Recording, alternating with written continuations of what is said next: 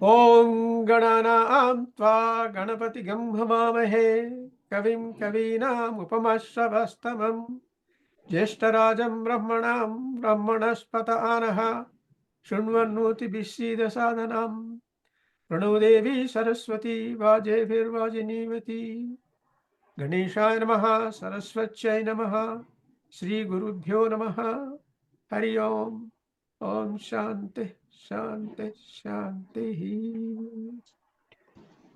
నమస్కారం అండి మీ అందరికీ. అతలూరి విజయలక్ష్మి గారు, గోపాల్ రెడ్డి గారు, సుధా గారు, సుధారాణి గారు, ఎవరో మీరు మ్యూట్ చేసుకోవాలి. ఓకే, మ్యూట్ చేసుకోవాలి. ఎవరు వస్తుంది ఎక్కువ. All right. సో ఈవేళ 24వ నా సాహితీ యాత్ర. 24వ నా సాహితీ యాత్ర ఎవరిదంటే దామరాజు విశాలాక్షి గారిది. దామరాజు విశాలాక్షి గారు గత 2 ఏళ్ల నుంచి మా కథావేదికపై, కవితా వేదికపై అనేక కథలు, కవితలు చదువుతూ మాకెంతో ప్రోత్సాహం ఇస్తూ మమ్మల్ని చాలా విషయాల్లో గట్టెక్కించారు. కొన్ని విషయాల్లో సో వారు కథలు రాశారు, కవితలు రాశారు, వ్యాసాలు రాశారు. తరువాత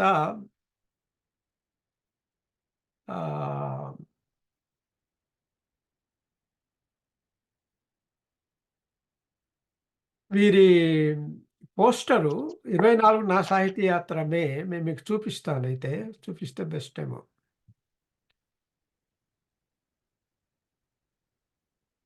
దాంట్లో కొన్ని తప్పులు వచ్చాయి.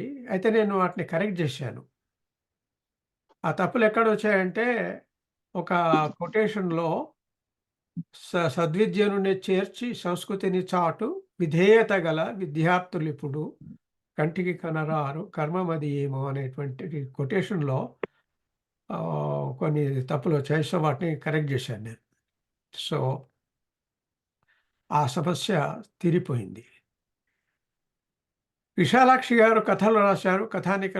కథానికల ఒక సంపుటి ప్రచురించారు. ఆ కథల్లో కొన్నిటిని గురించి నేను క్లుప్తంగా చెప్తాను. ఎక్కువగా టైం లేదు, అందుకు చేత నేను క్లుప్తంగా చెప్తాను. ఒక కథ పేరు జాతిరత్నం. భార్యా పిల్లలు చులకన చేస్తున్న మాస్టర్ గారికి మంచి ఉద్యోగం చూపిన విద్యార్థి. ఆ కథ మొదలు కావడమే చాలా ఇంట్రెస్టింగ్గా మొదలవుతుంది. తర్వాత ముగింపు కూడా చాలా బాగుంటుంది. ఆ విద్యార్థి తన మాస్టర్ గారికి ఒక మంచి ఉద్యోగం చూపిస్తాడు. ఆ మాస్టర్ గారిని భార్య పిల్లలు చులకన చేస్తున్నారు. సో ఒక కవితా వస్తువు చాలా బాగా అనిపించింది నాకు. తర్వాత వంట తంట అని పోకడలకు పోయే భార్య మారిన వైఖరి, అదో కథ. తర్వాత కుక్క బుద్ధికి పిన్ను దెబ్బ, సినిమా థియేటర్లో పిన్ను కాపాడిన ఉదంతము. తర్వాత ధనానుబంధ రూపేణ ముగ్గురు కోడళ్ళు ఒక అత్తగారు, ధనం మాత్రమే ముఖ్యమనుకున్న ఆవిడ మారిన పద్ధతి. కథ చెప్పే కథనము చాలా బాగా రాశారు. చాలా బాగుంది దీంట్లో, ధనానుబంధ రూపేణ అన్నది. తర్వాత మహానటుడు అనే కథలో మనస్తత్వ విశ్లేషణ చాలా ఉంది. తర్వాత ఇంకో కథ ఏంటంటే తారుమారు అని. కోమలేమో ఒక ధనవంతురాలు, ఆమె ఒక మధ్యతరగతి యామినిని ఆదుకుంటుంది. ఏళ్ల తర్వాత బండ్లు ఓడలు కావడం జరిగి వారు వీరి దగ్గర పనిచేస్తారు. కానీ యామిని ఎప్పుడూ గతాన్ని గుర్తు చేయదు. అంత హుందాతనాన్ని కోమలి మెచ్చుకోకుండా ఉండదు. ఈ విధంగా ఈ 6 కథలను నేను చదివాను. బాగానే చదివి నేను మిమ్మల్ని అర్థిస్తున్నాను. మీరు కూడా చదవండి, ఈ కథలు చాలా బాగున్నాయి. తర్వాత ఆవిడ కథల్లో కొన్నిటిని నేను చదువుతాను. అర్ధరాత్రి అయినను అపరాత్రి అయినను ఆకలన్న కేక విన్న చాలు, అన్నపూర్ణగా నిలిచి ఆకలి బాసిన అమ్మలు నడయాడు భూమి యందు. ఈ భారత భూమి ఎటువంటిది అని చెబుతూ, అర్ధరాత్రి అయినా సరే, అపరాత్రి అయినా సరే, ఆకలి అనేటువంటి మాట వింటే చాలు, వీళ్ళు వాళ్ళను తమ ఇంటికి పిలిచి ఆ ఆకలిని పాపుతారు. అటువంటి దేశం ఇది. తర్వాత శాస్త్ర సాంకేతిక రంగాలు అయినను, వ్యవసాయ విద్య వైద్యములైనను, ఏ రంగమైనను ఏకచక్రము గేలు నారీమణులు నడయాడు నేలయందు. ఈ భారతదేశం ఎటువంటిది? శాస్త్రాల్లో, సాంకేతిక రంగాల్లో, తర్వాత వ్యవసాయంలో వీటన్నిటిలో కూడా ముందుకొచ్చింది ఈ ఈ దేశం అని చెప్పి భారతదేశాన్ని గురించి. భారతీయుల భాగ్యవశమున బాలరాముడు తిరిగి మరల అవనిపై ఉదయించినాడు అయోధ్యలో వెలసి. ధర్మస్థాపన కొరకు భువికి దయచేసిన స్వామి మనకు దర్శనమును ఇయ్యవచ్చెను దయ కలిగి మన కొరకే. ధర్మమెప్పుడు గెలుసుననడి దార్శనికుల మాట నిజమై ధర్మయుద్ధమునందు గెలవగా స్వామి అరుదించాను. రాముడి గురించి ఈ గేయము. తర్వాత మూడవది నేను ఎన్నుకున్నది ఏమిటంటే ఈ కవితలో 'సందిగ్ధంలో సామాన్యుడు' అనే కవిత. ఏది నిజమో ఏది అబద్ధమో తెలియదు. ఎవరిని నమ్మాలో ఎవరిని నమ్మకూడదో తెలియదు. ఎటు వెళ్ళాలో ఎటు వెళ్ళకూడదో తెలియదు. ఎవరి మనసులో ఏముందో తెలియదు. ముందు చెప్పేవి నీతులు, వెనుక తీసేవి గోతులు. ఆచితూచి అడుగు వేయకపోతే అధఃపాతాళానికి తీసుకుపోయే అవ్యవస్థ పరిస్థితులు. ఈ సమాజం పరిస్థితిని గురించి ఎంత దారుణంగా ఉందో వీరు రాశారు దీంట్లో. తర్వాత వీరు 'బాలకడలి' అనేటువంటి ఒక పుస్తకం పబ్లిష్ చేశారు. ఈ 'బాలకడలి' ఇలా ఉంటుందండి. మీకు లెట్ మీ షేర్ దిస్. ఇది షేర్ చేస్తే బాగుంటుంది.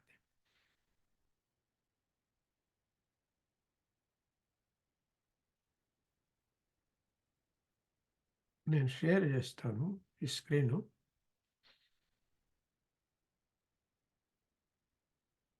ఓకే. 'బాలకడలి' ఈ పుస్తకం 2 వైపులా ఉంది. 2 వైపులా చూపిస్తాను.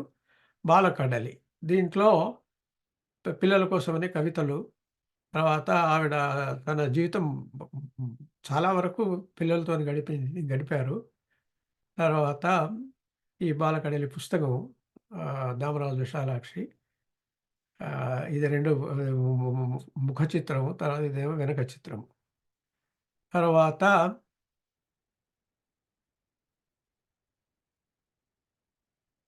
ఈ ఇంకా వేరే చిత్రాలు లోపల ఉన్న చిత్రాలన్నీ కూడా పెట్టారు. సో, ఇది 'బాలకడలి'. ఈ 'బాలకడలిలో' నేను మీకు ఒక 2, 3 పద్యాలు చూపిస్తాను.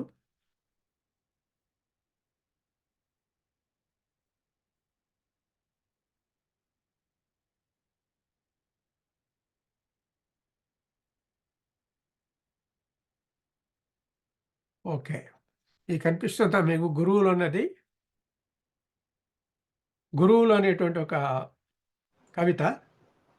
ఈ గురువుల్లో ఒడిలో పెట్టుకు ఉంగా ఉంగని అమ్మ పాపకు గురువేలే, కుహ్కుహుమంటూ కొమ్మల్లో కూసే కోకిలమ్మ గురువేలే, రామరామాయని రైముగ పలికే రామచిలుక పాపాయికి గురువే, చెంగు చెంగుమని గెంతులు వేసే తువ్వాయి పాపాయికి గురువే, తుర్రు తురుమని పరుగులు తీసే తూనీగా పాపాయికి గురువే, వయ్యారంగా నాట్యం చేసే మయూరము మా పాపకు గురువే, నయమారగా నడకలు నేర్పిన రాయంచ మా పాపకు గురువే, ప్రకృతిలో ప్రకృతి పద్ధతి చేర్చే ప్రతి ఒక్కటి మా పాపాయి గురువులే. అమ్మ ఇది గురువే అయినా, నడక నేర్పు గురువు నాన్నే అయినా, విద్యాబుద్ధులు నేర్పు గురువులు, ఉపాధ్యాయులు నిజమైన గురువులు, జ్ఞానమొసగటి దైవములు గురువులు. గురువులు ఎవరు పిల్లలకు అంటే, వాళ్ళు నేర్చుకునేది చాలా విస్తృతమైనటువంటి ప్రపంచము. పక్షులు, చెట్లు, నదులు, ఎక్కడ ఏవి చూసినా కూడా వాటి నుంచి ఏదో ఒకటి నేర్చుకుంటూనే ఉంటారు పిల్లలు అని దీని అర్థము. తర్వాత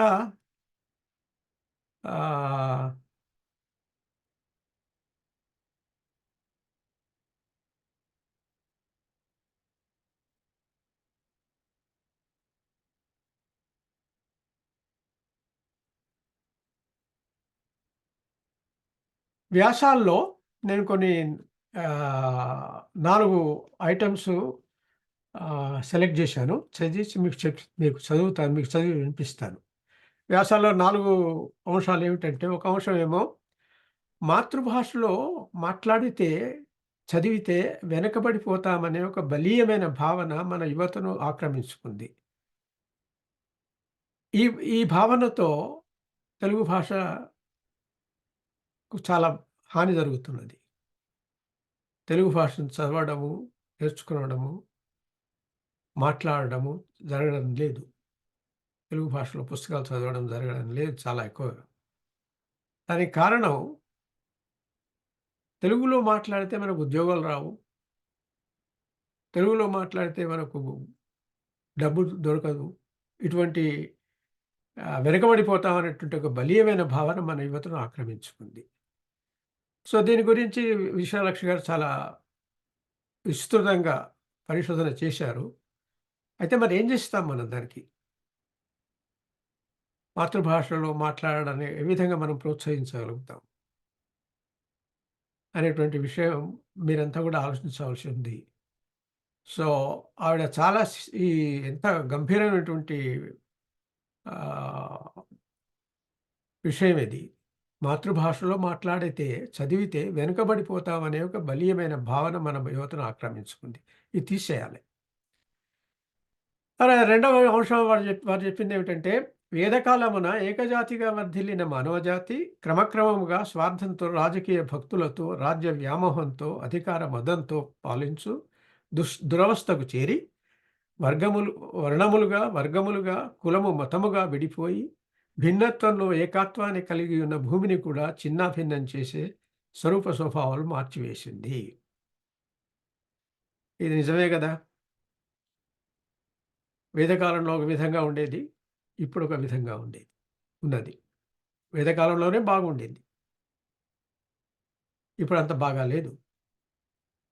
తర్వాత ఇతిహాస యుగంలో ఒక విధమైన ప్రశాంత వాతావరణంలో విద్యాలయాలు పరిఢవిల్లుతున్నప్పుడు మన విశ్వవిద్యాలయాలు దేశ విద్యార్థులు వచ్చి సుశిక్షితులైన విద్యను అభ్యసించి జ్ఞానతేజంతో వెళ్ళేవారు. అలాంటి విశ్వవిద్యాలయాల్లో కాశీ విశ్వవిద్యాలయం ప్రసిద్ధిగాంచింది. ఇచ్చట మన భారతీయ సంస్కృతి సంప్రదాయాలు, కళలు, విజ్ఞాన సంపదలు, పరంపరలు వికసించి వెల్లివిరిశాయి. గంగా నది వలె ప్రవహిస్తూ పవిత్ర జ్ఞాన గంగను ప్రపంచానికంతా పంచిపెట్టింది. ఇది మూడవ విషయం. నాలుగవ విషయము, మహాభారతం ఎంత గొప్ప గ్రంథం అంటే, రెండవ ప్రపంచ యుద్ధ సమయంలో మారణహోమం ప్రపంచాన్ని మబ్బుల్లో కమ్మేసిన సమయంలో రష్యా పండితులు భారతాన్ని తమ విదేశ భాషలోనికి అనువదించారట. ప్రపంచంలో ఇంత బృహత్ గ్రంథం ఏ భాషలో గాని, ఏ దేశంలో గాని, ప్రాచీన కాలంలో గాని లేవని చరిత్రకారుల అభిప్రాయం. ఈ మహాగ్రంథంలో భావరూప రచనా సౌందర్య విశేషము, న్యాయము, ధర్మము, సత్యము ఈ 3 గుణములు సర్వత్రా ఎప్పటికైనను ధర్మమే. సో, ఈ 4 ఐటెమ్స్ నేను సెలెక్ట్ చేసి మీ ముందు ఉంచాను. మీరు ఈ 4 విషయాల గురించి ఆలోచించాలి. మొత్తం మన సమాజమే, 2 రాష్ట్రాలు, ఈ రాష్ట్రాల్లో ఉండే ప్రజలు వీళ్ళంతా కూడా ఆలోచించి ఈ 4 అంశాలపై ఒక విధమైనటువంటి అగ్రీమెంట్‌కి వచ్చి తెలుగు భాషను మళ్ళీ పునరుజ్జీవింపజేయడం మన కర్తవ్యం. సో, వీరు ఈ 4 విషయాల గురించి మాట్లాడారు తమ వ్యాసాల్లో. ఇంకా చాలా మాట్లాడారు గానీ, ఈ 4 మాత్రం నేను చెప్పాను. తర్వాత నేను ఒక క్లుప్తంగా ఒకరి గురించి మాట్లాడతానండి. నా సాహిత్యయాత్ర ప్రసంగాల్లో నేను ఎప్పుడైతే కామెంట్స్ చేస్తానో, వాటన్నిటిలో గూడా నేను కొన్ని విషయాలు పై కామెంట్ చేస్తూ వచ్చాను. ముఖ్యంగా ఆర్యులు అనేటువంటి వాళ్ళెవరు, ద్రావిడులు అనేటువంటి వాళ్ళెవరు విషయం ఒకటి. తర్వాత భారతంలో స్త్రీల పాత్ర, రాజా రామ్మోహన్ రావు చెప్పినట్టు అందరూ విధవలను చంపారా? ఇటువంటి విషయాలు చాలా వాటి గురించి నేను మాట్లాడాను. అయితే ఈసారి విశాలాక్షి గారి వ్యాసాలు చదివిన తర్వాత వాటిలో ఆవిడ 2 వ్యాసాలు గురజాడ అప్పారావు గారి గురించి రాశారు. అయితే ఈ గురజాడ అప్పారావు గారిని గురించి నేను ఒక 5 నిమిషాలు మీకు నాకు టైం ఇస్తే నేను మాట్లాడతానండి. ఆహ్, గురజాడ అప్పారావు గారి మ్యాగ్నమ్ ఓపస్ కన్యాశుల్కము. అయితే ఈ కన్యాశుల్కంపై ఎటువంటి ప్రభావం వచ్చింది వేరే కవితలు, వేరే పుస్తకాలు అన్నది నేను మీ ముందు పెడుతున్నాను. కన్యాశుల్కంపై పాండురంగ మహాత్యం ప్రభావం. పాండురంగ మహాత్యం తెలుగు కావ్యాలలో పంచకావ్యాలలో ఒకటి. దీంట్లో ఒక కథ ఉంది. దాని పేరేమిటంటే నిగమ శర్మ ఉపాఖ్యానము. ఈ నిగమ శర్మ ఉపాఖ్యానము పాండురంగ మహాత్యంలో తృతీయాశ్వాసంలో కనిపిస్తుంది. ఇది రాసింది తెనాలి రామకృష్ణుడు. కృష్ణదేవరాయలు గారి అష్టది గజాలు ఆయన ఒకడు. అయితే నేను కొన్ని లైన్‌లు చదువుతాను ఆ పద్యాల్లో నిగమ శర్మ ఉపాఖ్యానం నుంచి. అది మీరు అది ఆలోచించండి. ఈ 4 ఈ లైన్‌లు నేను చదువుతున్నాను వాటి గురించి. నిగమ శర్మ ఆభిధానంబు నేతి బీరకాయను బోలె. నిగమ శర్మ అంటే వేదాలను తెలిసినటువంటి వాడు. అయితే పేరు మాత్రం ఒక నేతి బీరకాయ. అంటే నేతి బీరకాయలో నెయ్యి ఎంత ఉందో నిగమ శర్మ వేదాలు చదవడం అంతగా ఉంది.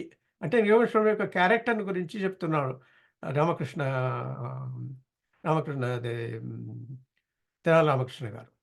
తర్వాత రెండవ పద్యంలో వెడవెడ దుర్వ్యవహారపు నడవడి కరిదేరి. ఎప్పటికి కూడా దుర్వ్యవహారాలు, చెడ్డ పనులు చేస్తూ ఉండడం.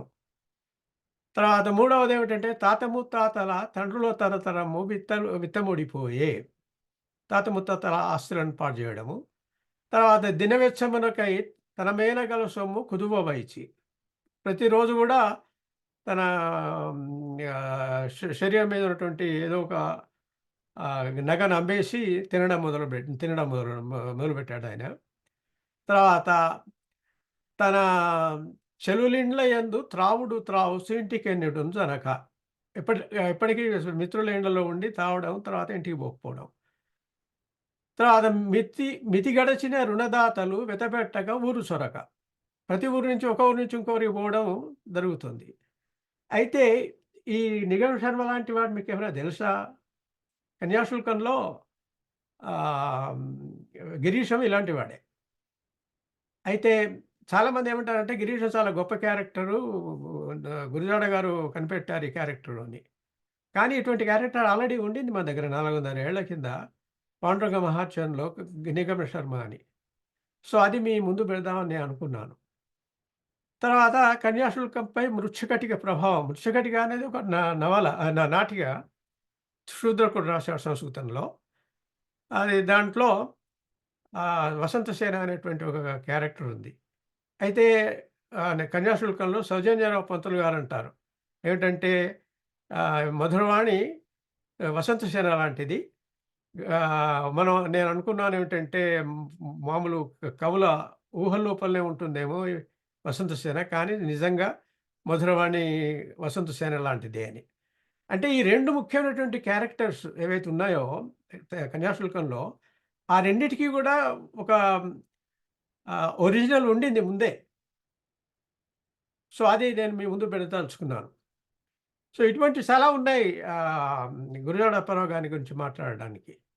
ఆయన ఆయన వైపు ఆయన పి ఆయన ఎప్పటికీ ఈ వెస్టర్న్ ఆహ్, కొటేషన్సే వేస్తుంటాడు. 'నెపోలియన్ ఆఫ్ యాంటినాచ్' తర్వాత వెంకటేశంతో 'ఏమో మై డియర్ షేక్స్‌పియర్' తర్వాత బెంజమిన్ ఫ్రాంక్లిన్ సృష్టించిన 'పూర్ రిచర్డ్' పాత్ర కూడా కన్యాశుల్కంలో చోటు చేసుకుంది. తర్వాత విషయం ఏమిటంటే ఆయన మొదటి పేజీలోనే 2 లైన్‌లున్నాయి. Can love be controlled by advice? Will cupid our mothers obey? అయితే ఇది ఒక పుస్తకం నుంచి తీసుకున్నారు. 'బెగ్గర్స్ ఆపెరా' అని జాన్ గే అనే ఆయన రాశాడు. దాంట్లోంచి తీసుకున్నాం. అయితే మరిగా ఈయనే గురజాడ అప్పారావు గారు ఇంతగా పాశ్చాత్య పుస్తకాల నుంచి కోట్ చేశారు. చూసారా అది ఇంగ్లీష్‌లో ఒక ఆహ్, సామెత ఉంది. Imitation is the best form of ah, ah, praise అని చెప్పేసి. సో, కానీ మన ఈ విధంగా వీళ్ళందరినీ పొగిడారు గదా! గురజాడ అప్పారావు గారు. ఇక మన మన పుస్తకాల గురించి ఆయనేమన్నారు? వేదాల్లో ఉన్నాయిష. ఇది చాలా గొప్ప లైను. గురజాడ అప్పారావు గారు రాసిన ఈ 2 పదాలు వ్యంగ్యానికి ప్రతీకలై 100 ఏళ్ళు చెలామణి అవుతూనే ఉన్నాయి. అమెరికా కాకరకాయ కథలు, కమామిషులు 2023 116 ప్రచురణ. ఇది వంగూరు చిట్టెనరాజు గారు రాశారు ఈ పుస్తకము. దాంట్లో 14వ పంక్తి. ఎవరైనా సరే ఒక జన్మలో ఒకసారే పుడతారని వేదాల్లో ఉందిష. చూసారా? వేదాల్లో ఉందిష అనేది ఇంకా ఉంది. 2023లో ఓ గొప్ప రచయిత దాన్ని కోట్ చేశారు. అంటే ఏమిటి? మనం ఇంకా వేదాలపై వ్యంగ్యంగా రాస్తున్నాం. ఇది మానుకోవాలి మనం. తర్వాత ఆహ్, మన వేదాల్లో ఏమున్నాయి, ఏమి లేవనేటువంటి విషయాల గురించి మనం చాలామంది రాశారు. దాంట్లో నేను ఈ మధ్య ఓ 4 ఎస్సేస్ రాశాను. దాంట్లో ఎంగెల్స్ అదే ఈ గొప్ప మార్క్సిస్టు, తర్వాత ఇమ్మాన్యుయల్ కాంటు వీళ్ళంతా గూడా వేదాల నుంచి, మహాభారతం నుంచి తీసుకొని తమ థీసిస్‌గా ప్రచురించినవి చాలా ఉన్నాయి ఇటువంటి విషయాలు. తర్వాత మంచి గతమున కొంచెమేను అని గురజాడ గారన్నారు. మరి ఇంతకుముందు మనం చూసిందేంటి విశాలాక్షి గారు చెప్పారు గదా! వేదాలు ఎటువంటివి. ఈ మన దగ్గర విశ్వవిద్యాలయాలు ఉన్నాయి గదా! ఇవన్నీ మనం అనుకున్నాం ముందే మన గతంలో. మరి మంచి గతమున కొంచెమేను అని గురజాడ ఎందుకు రాశారు? అది చాలా కోట్ చేస్తారు. చాలామంది కోట్ చేస్తారు ఈ లైన్‌ని. మంచి గతమున కొంచెమేను అని. అంచేత నేననేదేమిటంటే మనం రీఎవాల్యుయేట్ జేసుకోవాలి అని నా నా అభిప్రాయం. గురజాడ అప్పారావు గారు కాదు ఇంకా ముగ్గురున్నారు. శ్రీరంగం శ్రీనివాసరావు గారు, తర్వాత ఆహ్, ఆరుద్ర గారు, తర్వాత ముప్పాళ్ళ రంగనాయకమ్మ గారు. ఈ నలుగురి గురించి మనం ఒక రీఎవాల్యుయేషన్ జేసుకోవాలి. సాహిత్యంలో చరిత్రను గురించి, సాహిత్యాన్ని గురించి వీళ్ళేం రాశారు? వీళ్ళెందుకు రాశారు అన్నది. ఇది నేను ఈ ఈ ఈ మెసేజ్‌ని ఇద్దామనుకుంటున్నాను మీ అందరికీ. దీంతో నేను నా ప్రసంగం ముగిస్తాను. నా రచయ ముగిస్తాను. ముగించి ఆహ్, విశాలాక్షి గారిని వేదికకు ఆహ్వానిస్తున్నాను. విశాలాక్షి గారు మీ ప్రసంగం మొదలుపెట్టండి. వేదిక మీదే. సరస్వతి స్వరూపమైన సభకు నమస్కారాలు. పెద్దలందరికీ నమస్కారాలు. చిన్నవాళ్ళకి నా అభినందనలు. తే శ్రీ మహాగణాధిపతే నమః, శ్రీమాత్రే నమః. గడ్డిపోచనంచు గర్హించి విడువకాదరించి బ్రోచే అమ్మ లలిత అట్టి తల్లి కరుణ నన్ని వేళల యందు పొంది నడుచుచుంటి పుణ్యమనగా నాన్న అంజిబాబు అమ్మరాజేశ్వరి జన్మనిచ్చి నాకు జగతినందు మంచి చెడులు చెప్పి మనుగడనిచ్చిరి వారి వలన నాకు వచ్చే కీర్తి అమ్మ జన్మనిచ్చి అవనికి తెచ్చిన ఆదరించి పెంచి అచ్చమైన సంప్రదాయములను చక్కగా నేర్పించే అమ్మ తల్లి అన్నపూర్ణగారు అక్షరములు నేర్పి ఆత్మస్థైర్యమునిచ్చి అభ్యుదయమును కోరునట్టివారు పెదనాన్న మరియు పెద్దలందరనినే తలచి మొక్కుకుందు ధర్మమునుచు చిన్ననాటి నుండి చెలిమి చేసినట్టి పుస్తకములు నాకు పుణ్యఫలము జ్ఞానమిచ్చి నాకు ఘనమగు విలువలు అందజేసి బ్రోచెననవతరము. శ్రీమాత్రే ఆరంభింపరు నిజమానవులు విఘ్నాయాస సంత్రస్తులై ఆరంభించి పరిక్రమింతురు విఘ్నాయాతులై మధ్యముల్ ధీరుల్ విఘ్న నిహన్యమానులగుచున్ దృత్యున్నతోత్సాహులై ప్రారబ్ధార్థములు జగింపరు సుమీ ప్రజ్ఞానిధుల్ గావునన్ ఇదే విధంగా కథావేదిక, కవితా వేదిక, అవధానాలను, సాహితీ యాత్రలను ప్రారంభించి సాయశక్తులా భాషా సేవ చేస్తున్న శ్రీ నవీన్ చంద్ర గారు నాలాంటి సాధారణ ఉపాధ్యాయురాలికి ఇంతటి మహదవకాశాన్ని కల్పించి సాహితీ యాత్ర గురించి ప్రస్తావించే అవకాశం కల్పించినందుకు హృదయపూర్వకమైనటువంటి నమస్కారాలను, కృతజ్ఞతలను తెలియజేసుకుంటున్నాను. అయితే అస్సలు నాకు నవీన్ చంద్ర గారిని ఈ కథావేదికను పరిచయం చేసి నాకు స్థానం కల్పించేలా చేసిన కెనడా తెలుగు తల్లి పత్రికా సంపాదకురాలు శ్రీమతి రాయవరపు లక్ష్మి గారికి నా హృదయపూర్వక ధన్యవాదాలు తెలియజేస్తున్నాను. ఆ రోజు ఆవిడ పరిచయం చేయకపోతే ఇంతటి చక్కని వేదికను నేను దూరం అయి ఉండేదాన్ని కదా అనుకుంటున్నాను.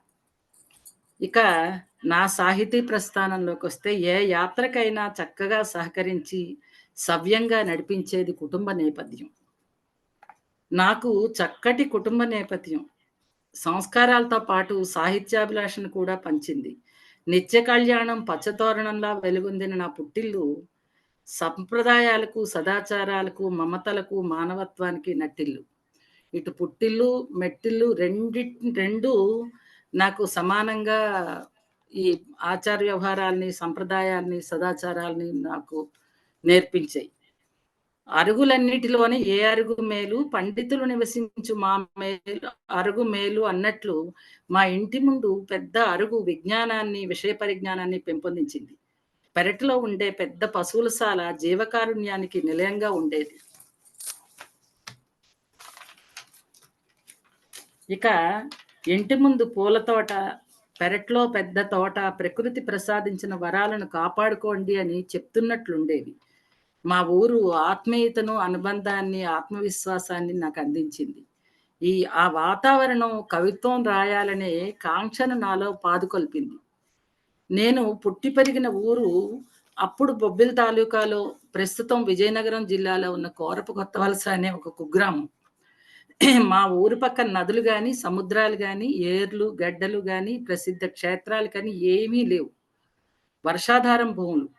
చెమట చిందించి పంటలు పండించే రైతులు, చేయూతనిచ్చి ఆదుకునే పెద్దలు, ప్రశాంతంగా ఉండే చిన్న పల్లెటూరు.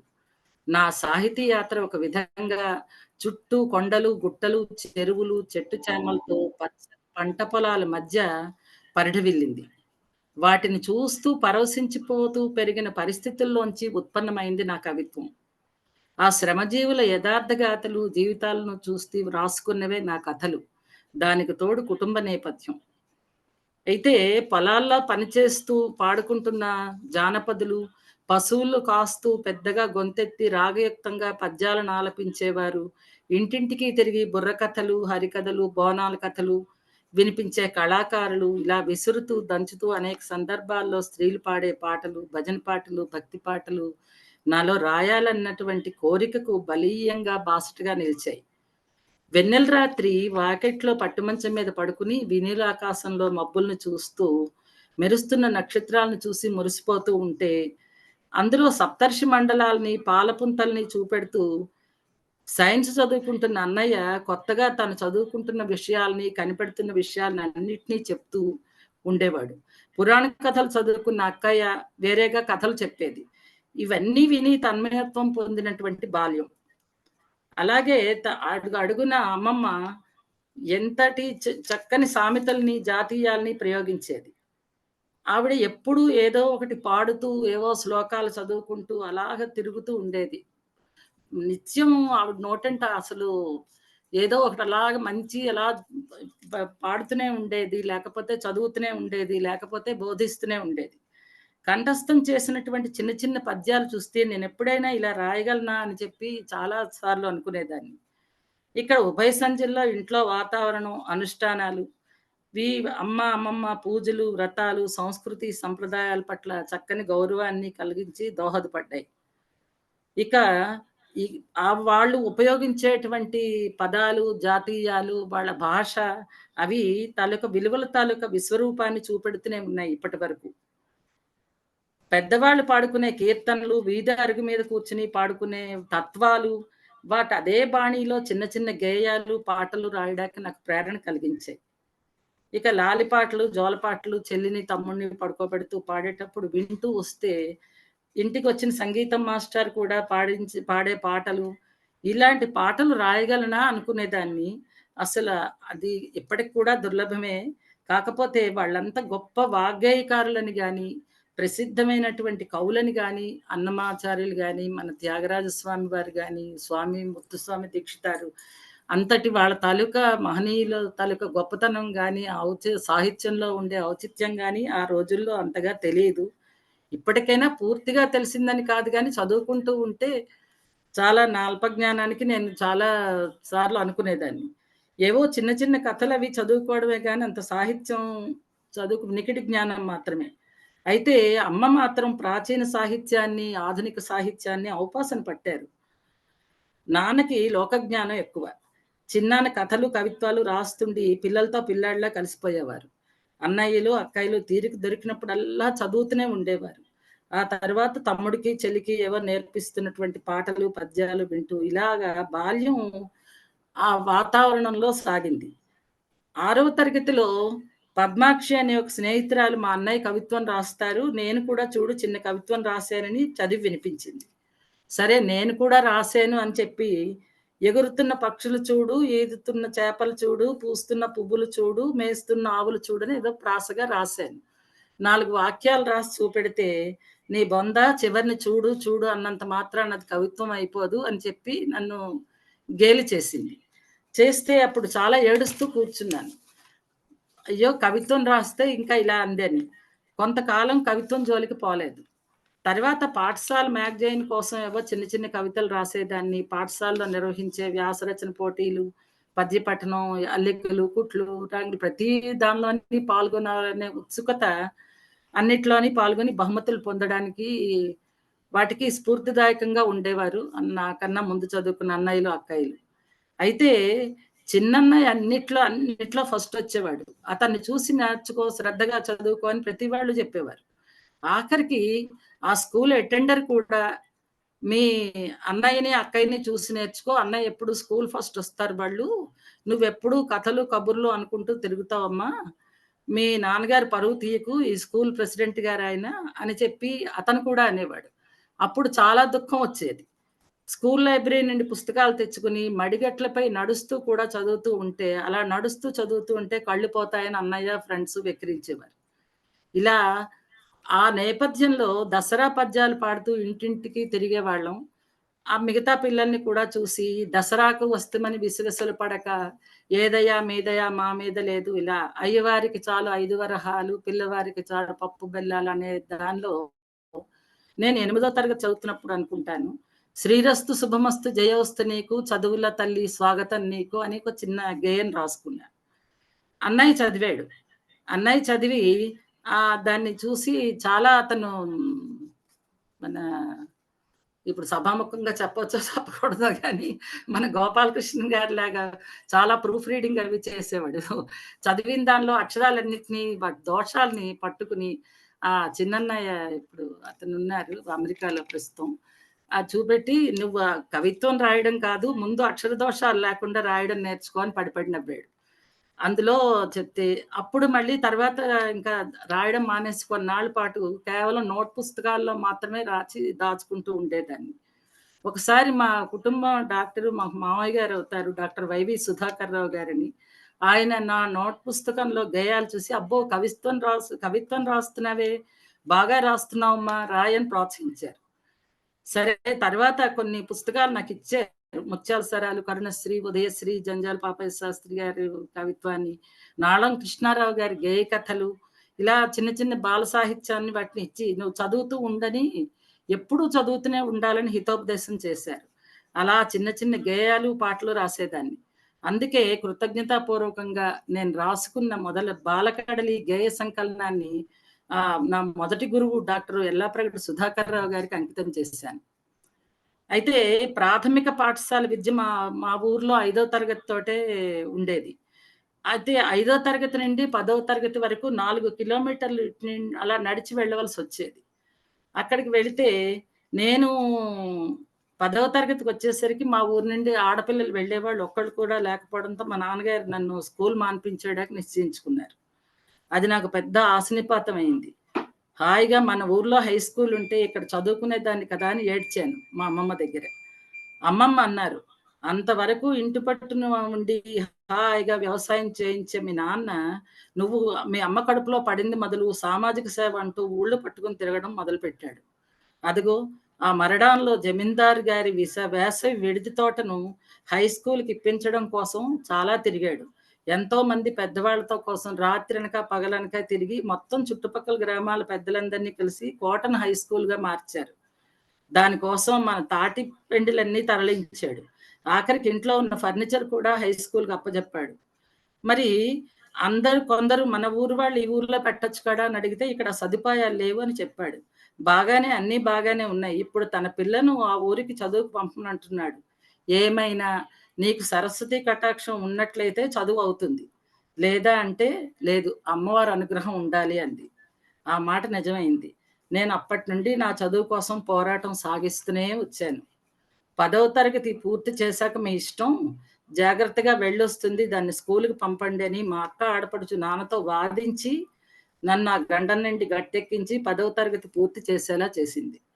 అస్సలు రాయడానికి శ్రీకారం చుట్టడానికి కారణం ఒక చిన్న సంఘటన. అది మీకు హాస్యాస్పదంగా ఉండొచ్చు గానీ, మాకు ఇది జరిగిన సంఘటన. అది ఏంటంటే, 'జాలి చూపిన జాంబవంతుడు' అని ఒక కథ రాసుకున్నాను నేను. అది మేము ఆ ప్రైవేట్ క్లాస్ కోసం ఉదయాన్నే ఊర్లో 6 గంటలకు బయలుదేరి, ఆ ఊరు వెళ్ళడానికి నడుచుకుంటూ వెళ్ళేవాళ్ళం పొలాల గట్ల మించి. అప్పుడు వా సంక్రాంతి పండగ ముందు పొలాలన్నీ దున్నేసి పొలాలు ఉన్నాయి. మేము కొంచెం ఇంకా స్కూలుకి మధ్య త్రోవలో ఉన్నప్పుడు ఒకాయన పరిగెడుతూ, "ఎలుగుబంటొస్తోంది ఇటువైపేను. మీరు అందరూ పరిగెట్టండి పిల్లలు" అని చెప్పేసి అతను పరిగెట్టి వెళ్ళిపోయాడు. అతను వెళ్ళిపోయిన తర్వాత మేము కూడా పరుగు పెట్టాం గానీ, ఎంత పరుగు పెట్టినా సగం దూరం వచ్చేసరికి ఇంకా మరి ఆయాసాలొచ్చేసి పరిగెత్తలేకపోయాం. అందరిలో ఉన్న వాళ్ళలో నేనే పెద్దదాన్ని. ఒక్కర్తినే ఆడపిల్లని. మిగతా అందరూ చిన్న చిన్న పిల్లలు. అక్కడికి వెళ్ళిన తర్వాత ఆయాసం వచ్చేసిన తర్వాత అప్పుడు ఒకడు అందులో, ఎలుగుబంటి ఇటే వస్తుంది నేను చూసాను. ఎలుగుబంటి వస్తున్నప్పుడు అందరూ ఇలా చచ్చిపోయినట్టు పడుకుండిపోతే అదేం చేయకుండా వెళ్ళిపోతుందంట.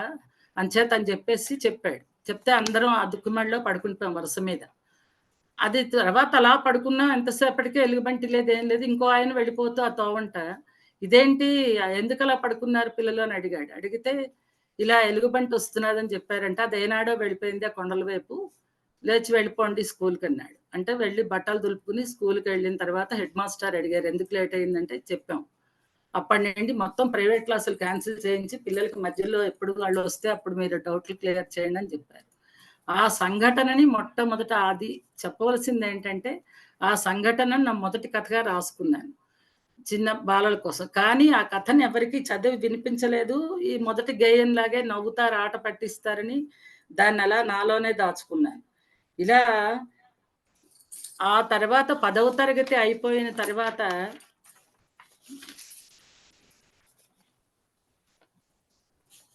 జరిగినదేంటంటే అప్పటికి అన్నయ్య బీఎస్సీ చదువుతూ ఉండేవాడు.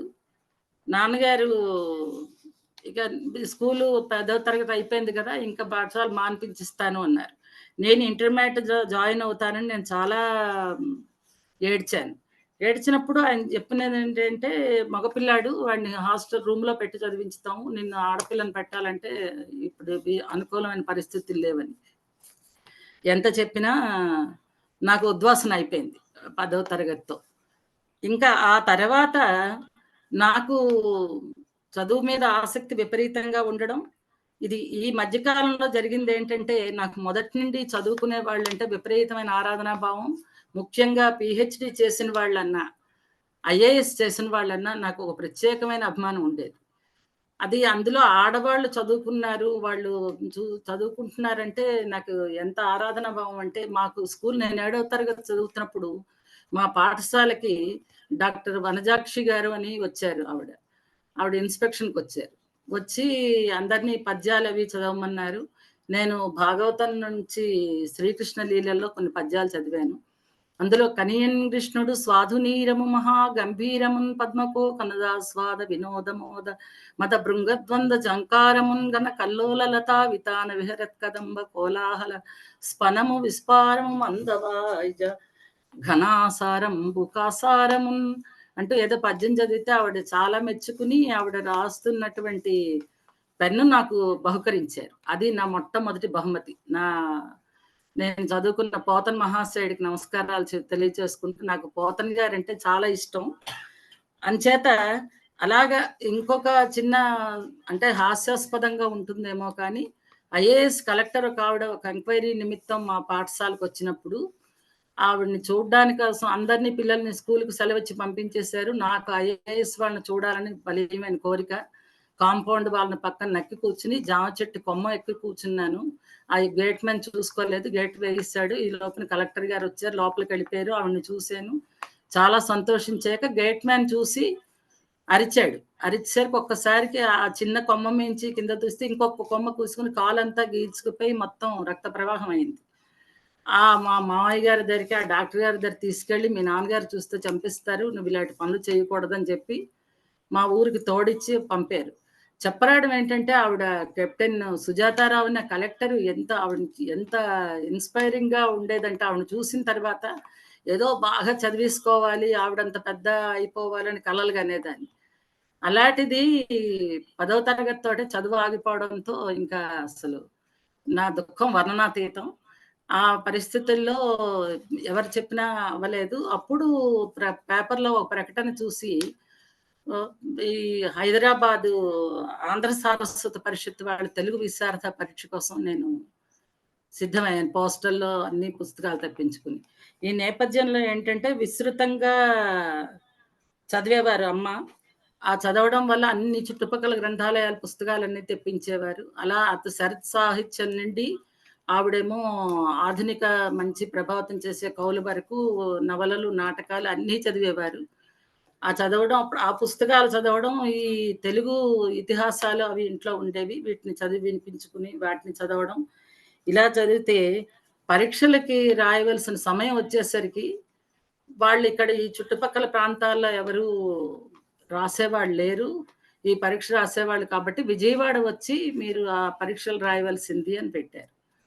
మా నాన్నగారిని అప్పుడు మొదటిసారి అమ్మ కొని పాపం పిల్ల అంత సందడి పడుతోంది, పరీక్షలు రాస్తానని విజయవాడ తీసుకెళ్తా ఉంటే అక్కడ మనకి బంధువులు ఎవరు లేరు.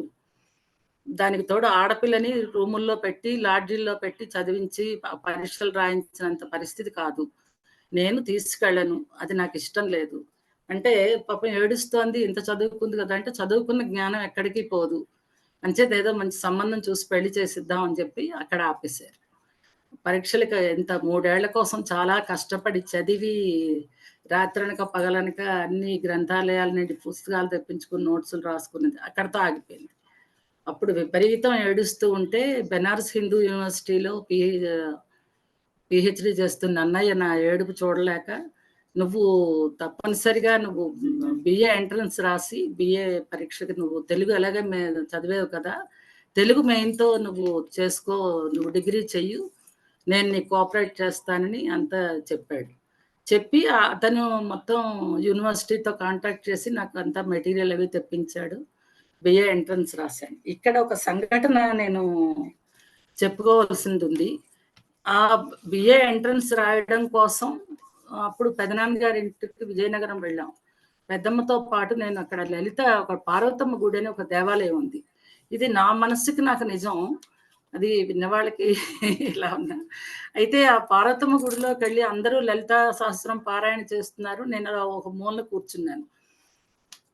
కూర్చుంటే నన్ను వచ్చి అడిగాడు ఆయన, నీకు చదువు రాదా, నువ్వు లలితా సహస్రం వాళ్ళతో పాటు నువ్వు చదవచ్చు కదా అని అన్నారు.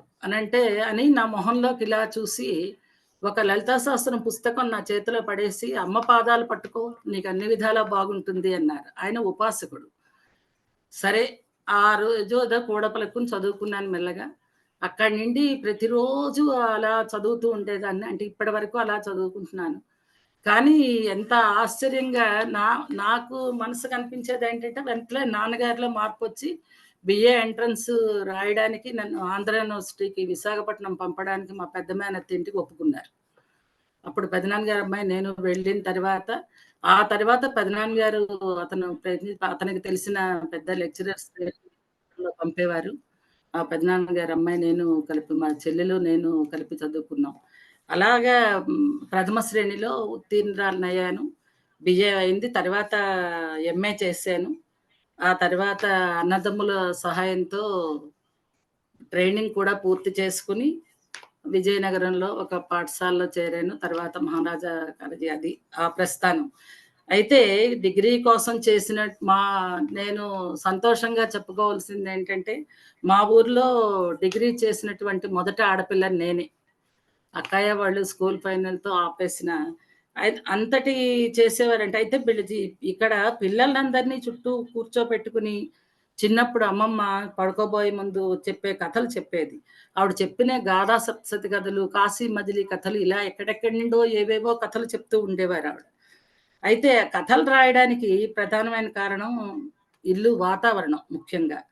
అమ్మ అన్నిత్యం పెరటి వసారాలో కూర్చుని భారత భాగవత రామాయణాలు అలా చదివి భక్త విజయం ఈ కథలు అన్నీ వినిపిస్తూ ఉండేవారు. ఎప్పుడూ ఆమె చుట్టూ కనీసం 10 మంది కూర్చునేవాళ్ళు. మాకు జ్ఞానం వచ్చింది మొదలు ఆ కథలు, గాథలు విని చదివి పెరిగి పెద్దయ్యాను తర్వాత. ఈ పండిట్ ట్రైనింగ్ పంపడానికి పెద్దన్నయ్య తీసుకెళ్ళి జాయిన్ చేసి అది అలా చేశారు. తర్వాత ఇంకా అమ్మతో ఏంటంటే, అమ్మ చిన్న వైద్యాలు చేసేవారు. పెరట్లో వైద్యం కోసమే కొన్ని మొక్కలు నాటి చేసేవారు. అమ్మమ్మ కూడా మందులవి ఇచ్చేవారు. ఉచితంగా వాళ్ళు వైద్యం చేసినప్పుడు కష్టం, సుఖం చెప్పుకోవడానికి వచ్చిన వాళ్ళు కొందరు. ఏదో వాళ్ళ వేదన వెలగక్కోవడానికి వచ్చిన వాళ్ళు కొందరు. ఈ మందుల కోసం వచ్చిన వాళ్ళు కొందరు. ఇలా చేస్తే వాళ్ళందరూ ఏవో ఒకటి వాళ్ళ కథలు చెప్పుకుంటుంటే అవన్నీ వింటూ ఉంటే ఇలా ఎందుకు జరుగుతున్నది? వాళ్ళకే ఎందుకు అలా జరుగుతున్నది? నాకెందుకు ఇలా జరుగుతున్నది? ఎప్పుడూ ఏవో ఆలోచనలు. ఇలా ఆలోచించి 10వ తరగతి పాస్ అయిన తర్వాత ఖాళీ సమయం ఉంది కదా! ఆ ఖాళీ సమయంలో నాన్నగారికి అకౌంట్స్ రాసేదాన్ని. ఇంకా చదువు రాని వాళ్ళకందరికీ సంతకం పెట్టడం, నేర్పించడం అదొక సరదా. మీకు అక్షరాలు నేర్పించానంటే చదువు నేర్పించండి. ఇంటికొచ్చిన వాళ్ళకి పిల్లలకి చదువు చెప్పడం, ఉత్తరాలు రాయడం, వాళ్ళకి ప్రామిసరీ నోట్లు కూడా రాయడం, పిల్లల్ని కూర్చోబెట్టుకుని కథలు చెప్పడం, కుట్లు, అల్లికలు ఇలా ఏదో ఒకటి నేర్పించేయాలని. నాకొచ్చిందే చాలా తక్కువ. కానీ నాకొచ్చిన దానిలో ఏంటో నేర్పించేయాలని ఒక తపనుండేది. అలా చేసినప్పుడు అటు అమ్మ పురాణ గ్రంథాలు కాకుండా ఇటు శరశ్చంద్ర సాహిత్యం మొదలు చెప్పాను గదా! నవళ్ళు, పత్రికలు కూడా చదువుతుండేవారు. ఆ తెస్తున్నప్పుడు, ఇస్తున్నప్పుడు మేము కూడా చదివేవాళ్ళం. అది గాకుండా ఈ పుస్తకాలకొచ్చినయి చదవడం, ఆ రోజు ముందు రోజొచ్చిన పేపర్ మర్నాడొచ్చేది బస్సులో మా ఇంటికి. నాన్నగారు చదివాక ఆ పేపర్ అంతా మొదటి పేజీ దీని నుండి హెడ్‌లైన్ మొదలు చివరి వరకు చదివేవాళ్ళం. ఇలా చదివితే అప్పుడు మాస్కో వాళ్ళ పుస్తకాలు చాలా తక్కువ ధరకొస్తుండేవి. వాటిని గ్రంథాలయానికి తప్పించి పుస్తకం గ్రంథాలయానికొచ్చినా ముందు మా ఇంటికొచ్చి మేము చదివిన తర్వాత అక్కడికి వెళ్ళేవి. అలాగా ఆ పుస్తకాలు చదివి బాలమిత్రలు, పెద్దన్నయ్య చాలా పుస్తకాలు తీసుకొస్తుండేవారు. అవి చదవడం. ఈ కనపర్తి వరలక్ష్మమ్మ గారి కథలాగా అయ్యేది. ఇవన్నీ అన్నదమ్ములు బాగా ప్రోత్సహించేవారు. ఇక్కడ చిన్న పిల్లలకి, నిరక్షరాస్యులకి ఉచితంగా చదువు చెప్తే, ఒకళ్ళకొక అక్షరం ముక్క నేర్పిస్తే నీకింకో 2 అక్షరం ముక్కలు నీకొచ్చిన అక్షరం ముక్కలు దిట్టపడతాయనేది అమ్మమ్మ. అలాగా నేర్పించేదాన్ని.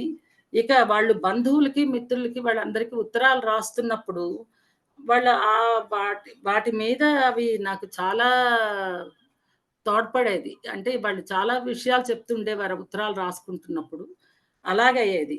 తర్వాత ఇంకా ఏంటంటే, నాన్నగారికి చుట్టుపక్కల 10 గ్రామాల నుండి ఏవో తగువులు తీర్చమని వీటికి, వాటికి అందరూ జనాలు విపరీతం వస్తుండేవారు. ఎప్పుడూ అతను అరుగుల మీద కూర్చొని ఏవో తీర్పులు ఇస్తుండేవారు. లేకపోతే ఆయన మొత్తం భారతదేశం అంతా తిరిగొస్తుండి, అక్కడొచ్చినవన్నీ నాన్నగారు మంచి వక్త. ఈ కథలు అన్నీ చ చ అతను చూసిన సంఘటనల్ని వాటిని వర్ణించి చెప్తుండేవారు. చుట్టుపక్కల రైతులకి అందరికి అరుగు మీద కూర్చొని. ఆయన కంట పడకుండా గదిలో ఒక మూల కిటికీలో కూర్చొని అవన్నీ వింటూ ఉండడంతో ఏవేవో రాయాలని ఊహలు, ఆలోచనలు వచ్చేవి. కాకపోతే అంత కష్టపడి చదువుకోవడానికి పూనుకున్నప్పుడు దాన్ని పూర్తి చేయి ముందు, నువ్వు అంత డైవర్ట్ అయిపోతుండకు అంటుండేవాడు అన్నయ్య. ఇలా చేయడంలో వీటి కోసం అలా వింటూ విన్నదే ఎక్కువ. ఈ వాటికి తోడు ఈ చుట్టుపక్కల వాళ్ళొచ్చేటప్పుడు ఒక్కొక్కప్పుడు తలలు పగలగొట్టుకుని రక్తాలు కారుతూ వచ్చేవారు తీర్పుల కోసం. అసలు అంతేసి మనుషుల్లో అంత క్రౌర్యం ఎందుకుంటుంది? అలా. అప్పుడు ఈ కరుణశ్రీ గారి 'గౌతమ బుద్ధుడు' ఇవన్నీ చదువుతూ ఉంటే 'యశోధర విలాపం' ఇవన్నీ చదువుతుంటే ఎందుకో ఏదో విశ్లేషణ. దీనికి దానికి పోల్చి చూసుకోవడం ఇలా. ఈ అన్నీ ఒక్కొక్కసారి వీటన్నిటికీ ఈ నేపథ్యం అంతా ఇలా ఎందుకు జరుగుతుంది? అలా ఎందుకు జరగదని. ఆ పరిస్థితుల్లో ఒక కథని 'మానవత్వం' అని కథ రాస్తే అది విజయవాడ కేంద్రానికి పంపినప్పుడు అది ఆకాశవాణి వాళ్ళు ప్రసారం చేశారు విశాఖపట్నంకి అక్కడి నుండి. దానికేదో పారితోషికం కూడా పంపారు. అయితే అది నా మొదటి కథ. ఇక వ్యాసాలు అంటే 'ఆంధ్రజ్యోతి' వాళ్ళు నేటి వివాహ వ్యవస్థ అనే దానిపై వరకట్న సమస్య అనే దాని మీద అప్పుడు వ్యాసాలు పోటీలవి పెట్టేవారు. చెప్పేటప్పుడు రాసిన వ్యాసానికి బహుమతి కూడా వచ్చింది. ఫౌంటైన్ పెన్నులేవో సెట్ ఏదో పంపారు. అప్పుడు అలాగా కానీ అప్పుడేంటంటే చాలా ఎక్కువ చదివేదాన్ని, తక్కువ రాసేదాన్ని. ఈ మధ్య కాలంలో చదవడం చాలా తక్కువైపోయింది. అందువల్ల అసలు పట్టు తప్పుతుందేమో అనుకుంటాను నేను. ఎప్పటికైనా ఒకలా చదువుతూ ఉంటే ఎక్కువవుతుందేమోను. పత్రికలకి లేఖలు రాయడం, అభిప్రాయాలు రాయడం, ఆకాశవాణికి లేఖలు రాస్తుండడం భలే సరదాగా ఉండేదది. అయితే ఇక అన్నిటికన్నా ముఖ్యమైన నా సాహితీ యాత్రలో ప్రధానమైనటువంటి పాత్ర పోషించింది ఆకాశవాణి. నిజంగా ఆకాశవాణియే లేకపోతే నాది కూపస్థ మండూకం లాంటి ఆ జీవితంలో అస్సలు నాకు లోకం పోకడే తెలిసేది కాదు. ఎంతో అద్భుతమైన వాళ్ళ తాలూకా కచేరీలని, వాళ్ళ ప్రసంగాలు, వాళ్ళ గొంతులు వింటూ మైమర్చిపోయి ఆ నాటకాలు అన్నీ వింటూ అదే పననమాట. పూర్తిగా సూర్యోదయాలు, సూర్యాస్తమయాలు చూస్తూ ఉండడం, ఆ ప్రకృతిలో మమేకం అవ్వడం, ఇలాగా ఈ సంగీత కచేరీలు వీటన్నిటిని వింటూ ఉండడం. ఇది అంటే ఇంట్లో వాళ్ళు హాస్యం ఆడేవారు కూడా. పందుల పెంపకం వస్తున్నప్పుడు కూడా అది రేడియో కట్టదు, అలా వింటూ ఉంటుంది అని ఒక బిరుదుండేది నాకు. అది ఏదైనా ఆకాశవాణితో అవినాభావ సంబంధం మాత్రం అది అలాగే కొనసాగుతోంది. నాకు ముందు నుండి ఏంటంటే ఏదో ఒక నా అస్తిత్వం నిలబెట్టుకోవడానికి పోరాటం చేయాల్సి వచ్చేది పరిస్థితి. అది అసలు డిగ్రీ చేయడానికి ముందు నాన్నగారు అప్పుడు విశారద చదివి డిగ్రీ చేస్తున్నప్పుడే పెళ్లి చేయిస్తానంటే నేను డిగ్రీ నా కాళ్ళ మీద నేను నిలబడితే గాని చేసుకోను అంటే, ఏది నువ్వు చేసినా మాన్నే నేను మాత్రం విజయవాడ పరీక్షలకు తీసుకెళ్ళను అని కరాఖండిగా చెప్పారు. అసలు నాన్నగారు ఎదురుగుండా మాట్లాడే ధైర్యం లేని చోట నా భావాన్ని నేను ప్రకటించాను. నేను డిగ్రీ చేసుకొని నేను అయితే గాని నేను కాళ్ళ మీద నిలబడితే గాని నేను అంటే అంత ఆ చదువు తపన కోసం నాన్నగారితో కూడా అంత చెప్పగలిగే ధైర్యం వచ్చింది. అలాగా ఇక అమ్మమ్మ మళ్ళీ అలా అని నాన్నని ఎవరైనా చిన్న పల్లెత్తు మాటన్నా ఈ మహాతల్లి పుట్టిన తర్వాతే వాడు ఇంటి పట్టున ఉండడం మానేశాడు అని అంటే తాతగారు దాన ధర్మాలు చేస్తావని గొప్పగా చెప్తావు. ఇలాంటివన్నీ చెప్పి నువ్వు చేస్తుంటావు కదా! మా నాన్న చేస్తే ఎందుకు అంటున్నావని అసలు నాన్న మీద ఎవరిని ఏగవాలనిచ్చేవాళ్ళం కాం. ఇలాంటి దీన్ని ఎంతసేపు ఇంట్లో ఎలా అంటారంటే, ఏవైనా వాతావరణం విలువలు నేర్పిస్తూ, అమ్మ అనేదెప్పుడు మనకి సంతోషంలో పాలు పంచుకోకపోయినా పర్వాలేదు. కష్టాల్లో పాలు పంచుకోవాలి. కష్టాలకి కదిలే స్వభావం ఉంటేనే అది ఏదైనా ముందుకొస్తుంది. అది గుర్తుపెట్టుకుని నేను నా రచనల్లో నేను గుర్తుకుంటాను. వాళ్ళొచ్చిన వాళ్ళందరూ వాళ్ళు చెప్పిన సామెతలు, మాండలికాలు అవి బాగా పట్టుపట్టి, బాగా సరదాగా రాయాలనిపిస్తుంది. అయితే ఇక్కడ ఒక ఒక మాత్రం అంటే ఇది అమ్మమ్మ అన్నిటికీ ఉదాహరణగా తీసుకుంటాము. కాపోతే అమ్మమ్మ జీవితం అమ్మమ్మది బాల్య వివాహం. అమ్మమ్మకి 5 ఏళ్ళు, తాతగారికి 47 ఏళ్ళు. అమ్మమ్మని అన్నయ్య అనేవాడు. అమ్మమ్మ గురజాడ అప్పారావు గారి తల్లి తరపు బంధువు అవుతుంది. అంటే నీ కథ చూసే పుత్తడి బొమ్మ పూర్ణమ్మ కథ రాశారా అని అనేవాడు. అంతే అమ్మమ్మ పీటల మించి లేచిపోయి అప్పాల కోసం అరిసెలు వాటిని ఇచ్చి బలవంతంగా కూర్చోపెడితే తాతగారికి మూడో భార్యగా అతనికి 47 ఏళ్ళు, ఈవిడ 5 ఏళ్ల అమ్మాయినిచ్చి పెళ్లి చేశారు అని తను చెప్పేదనమాట. నా జీవితమే పెద్ద కథ. నా ఇలాంటి కథలు నీకు చాలా వినిపిస్తాను. నా కథలు రాయవే అనేది.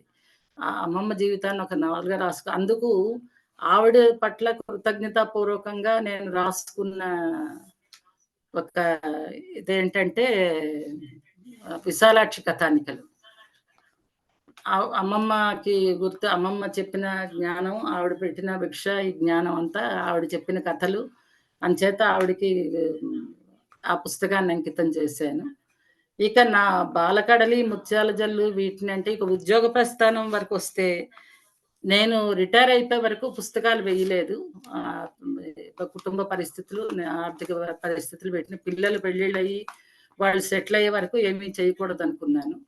ఈ లోపుని నాకు పాఠశాలలో ఎలా అంటే వీటిని బుర్రకథలు ఇవన్నీ వినడం, రాయడం అవన్నీ జరిగేది.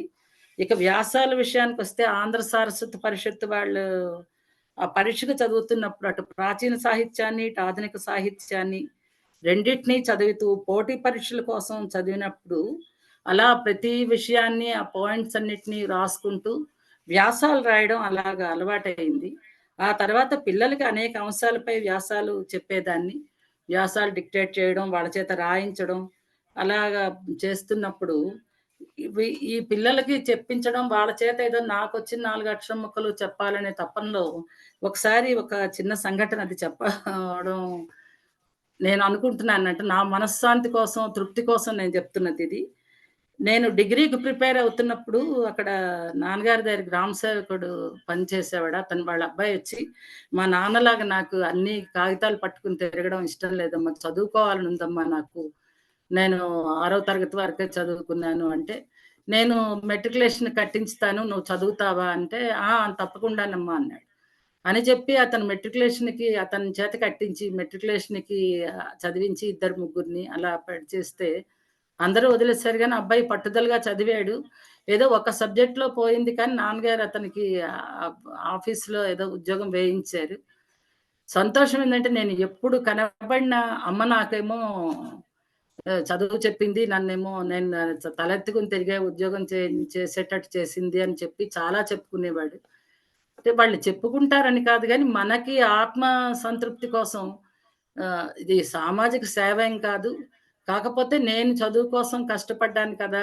వాళ్ళు ఎవరైనా చదువు మీద ఆసక్తి చూపెడితే వాళ్ళకు నాకొచ్చిన 2 అక్షర ముక్కల్లో వాళ్ళకొకటైనా నేర్పితే బావుంటుంది అన్న దీంతో వెళ్ళేదాన్ని.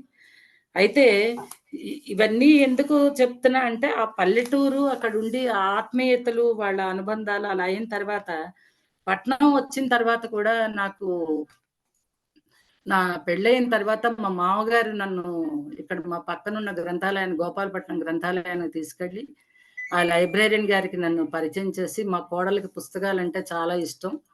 ఆ అమ్మాయికి పుస్తకాలివ్వండి అని చెప్పి ఆయన అక్కడ వాళ్ళకి ఆ ఫీజు కట్టి నన్ను పుస్తకాలు చదువుకోమన్నారు. నాకు చదవడానికి మంచి అవకాశం కల్పించారు. ఇటు అత్తవారింటి కూడా అందరూ ఎంతో అభిమానంగా ఉంటారు. ఇప్పటికి కూడా ఉమ్మడి కుటుంబాలు నేర్పిన విలువలు మా ఇళ్ళల్లో అలా కొనసాగుతున్నాయి. అందరూ ఎంత తోటికోడళ్ళం కూడా అక్క చెల్లెళ్ళలా ఉంటాం. అటు అన్నలు, వదినలు, మరదలు, చెల్లెళ్ళు, మరిది అందరూ మొత్తం ఇటు అటు అందరం ఎంతో ఆప్యాయంగా ఉంటాము. ఇవన్నీ కుటుంబ నేపథ్యం అంతా ఇదయింది. ఇలాగా అమ్మ అనేది ఆకలి అన్న వాళ్ళకి అన్నం పెట్టాలన్నది చదువు చెప్తున్న నేను ఎవరికైనా పిల్లలకి చదువు చెప్తున్నప్పుడు, "ఇవాళ మా ఇంట్లో అగ్గయ్య లేదమ్మా. ఇక్కడే ఉండిపోతాము. సాయంత్రం వెళతానులే" అంటే పట్టెడు అన్నం పెట్టి ఆ పిల్లలకి లోపలికి పిలిచి పట్టెడు అన్నం పెట్టేది. అయితే అమ్మనేది ఎవరికైనా ఆకలి అన్న వాళ్ళకి పట్టెడు అన్నం పెట్టడంలోని అసలు ఇదవ్వకూడదు అని చెప్తే, ఒక దగ్గర ఒక అబ్బాయి కలిసి చిన్నప్పుడేమో ఆకలేస్తే మా అమ్మ పొలానికెళ్ళిపోతే మీ ఇంట్లో తిని, మీ దగ్గరే చదువుకున్నానని చెప్పి వాళ్ళ డాక్టర్ల దగ్గరికి కూడా తీసుకెళ్ళి నన్ను పరిచయం చేసి, మా అమ్మగారు నాకు చదువు చెప్పారు చిన్నప్పుడంటే, నాకెంత ఆనందం అనిపించిందంటే, అంటే ఆ పిల్లలంత పెద్దవాళ్ళయ్యి వాళ్ళు అసలు చిన్న నాటిన మనం నాటిన మొలక అది పెద్ద వృక్షమైతే, నా పిల్లల అభివృద్ధి కన్నా వాళ్ళ అభివృద్ధి చూసి నాకు చాలా సంతోషం అనిపించేది.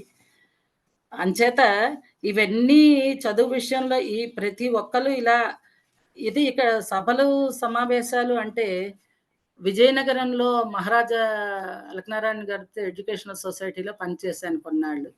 అప్పుడు విజయనగరంలోకి అప్పుడు చెల్లి చదువుకొచ్చేసరికి విజయనగరంలో కుటుంబం పెట్టారు. అక్కడ విజయనగరంలో విపరీతం సాహితీ సభలు అవి జరుగుతూ ఉంటాయి. అక్కడ విజయ భావన అనే ఒక సంస్థ ఏర్పడి డాక్టర్ గోపాలరావు గారిని ఆయన మొట్టమొదటిసారిగా నాకు నా కవితలు వినిపించడానికి దానిలో నాకు అవకాశం కల్పించారు విజయ భవన సభలో. అక్కడి నుండి నేను విశాఖపట్నం వచ్చిన తర్వాత ఇక్కడ ఎస్‌విఎల్‌ఎన్ విద్యాపీఠంలో పనిచేస్తున్నప్పుడు, ఆ ప్రిన్సిపల్ గారేమో పాఠశాల వార్షికోత్సవానికి నాటకాలు రాయి, నీకు రాయగలిగే స్వభావం నీలో ఉంది అనని నాటకాలు రాయించారు. అప్పుడు ప్రారంభించిన నాటికలు చాలా వరకు ప్రతి ఏడాది చాలా నాటికలు వార్షికోత్సవాలకు రాస్తూ ఉండేదాన్ని. ఇక పాఠశాల మ్యాగజైన్ ఎడిటోరియల్ బోర్డుకి మెంబర్‌గా ఇలా పనిచేసి కథలు, కవితలు రాస్తూనే పాఠశాల మ్యాగజైన్ పిల్లల చేత రాయించేదాన్ని. ఇలా సాహితీ యాత్రలో ప్రధానమైన మైలురాళ్ళేంటంటే విలువలకు కట్టుబడి నడిపించినటువంటి ఆ ప్రిన్సిపల్స్ వాళ్ళు తాలూకా పద్ధతులు నాకు ఎన్ఎస్‌టిఎల్ స్కూల్‌లో ఆ ప్రిన్సిపల్ గారు, రెండోది రక్షణ రంగ సంస్థలో వాళ్ళు ఎంత డిసిప్లైన్డ్‌గా ఉండేవారో శాస్త్రవేత్తలు వాళ్ళందరినీ చూస్తే నాలో ఏదో ఉత్తేజం.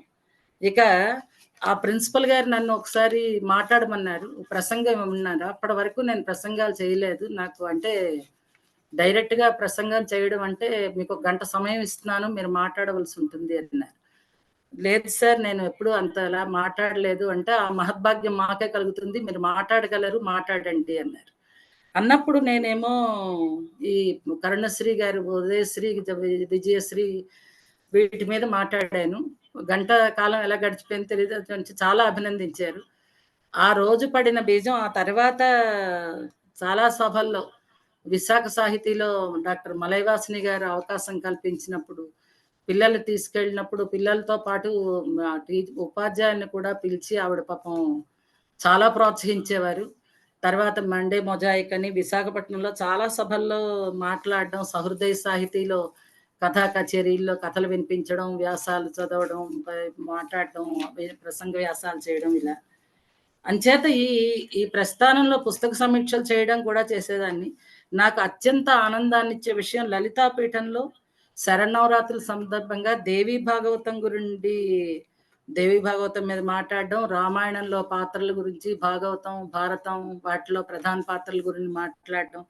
ఇలాంటివంటి మహద్భాగ్యం కలగడం అంటే కుర్తాళం పీఠం స్వామివారి చేతుల మీదుగా నా కవితకి అభినందనలు అమ్మవారి మీద రాసిన దానికి ఈ సన్మానింపబడ్డం నాకు చాలా అద్భుతమైనటువంటి అనుభవాలు.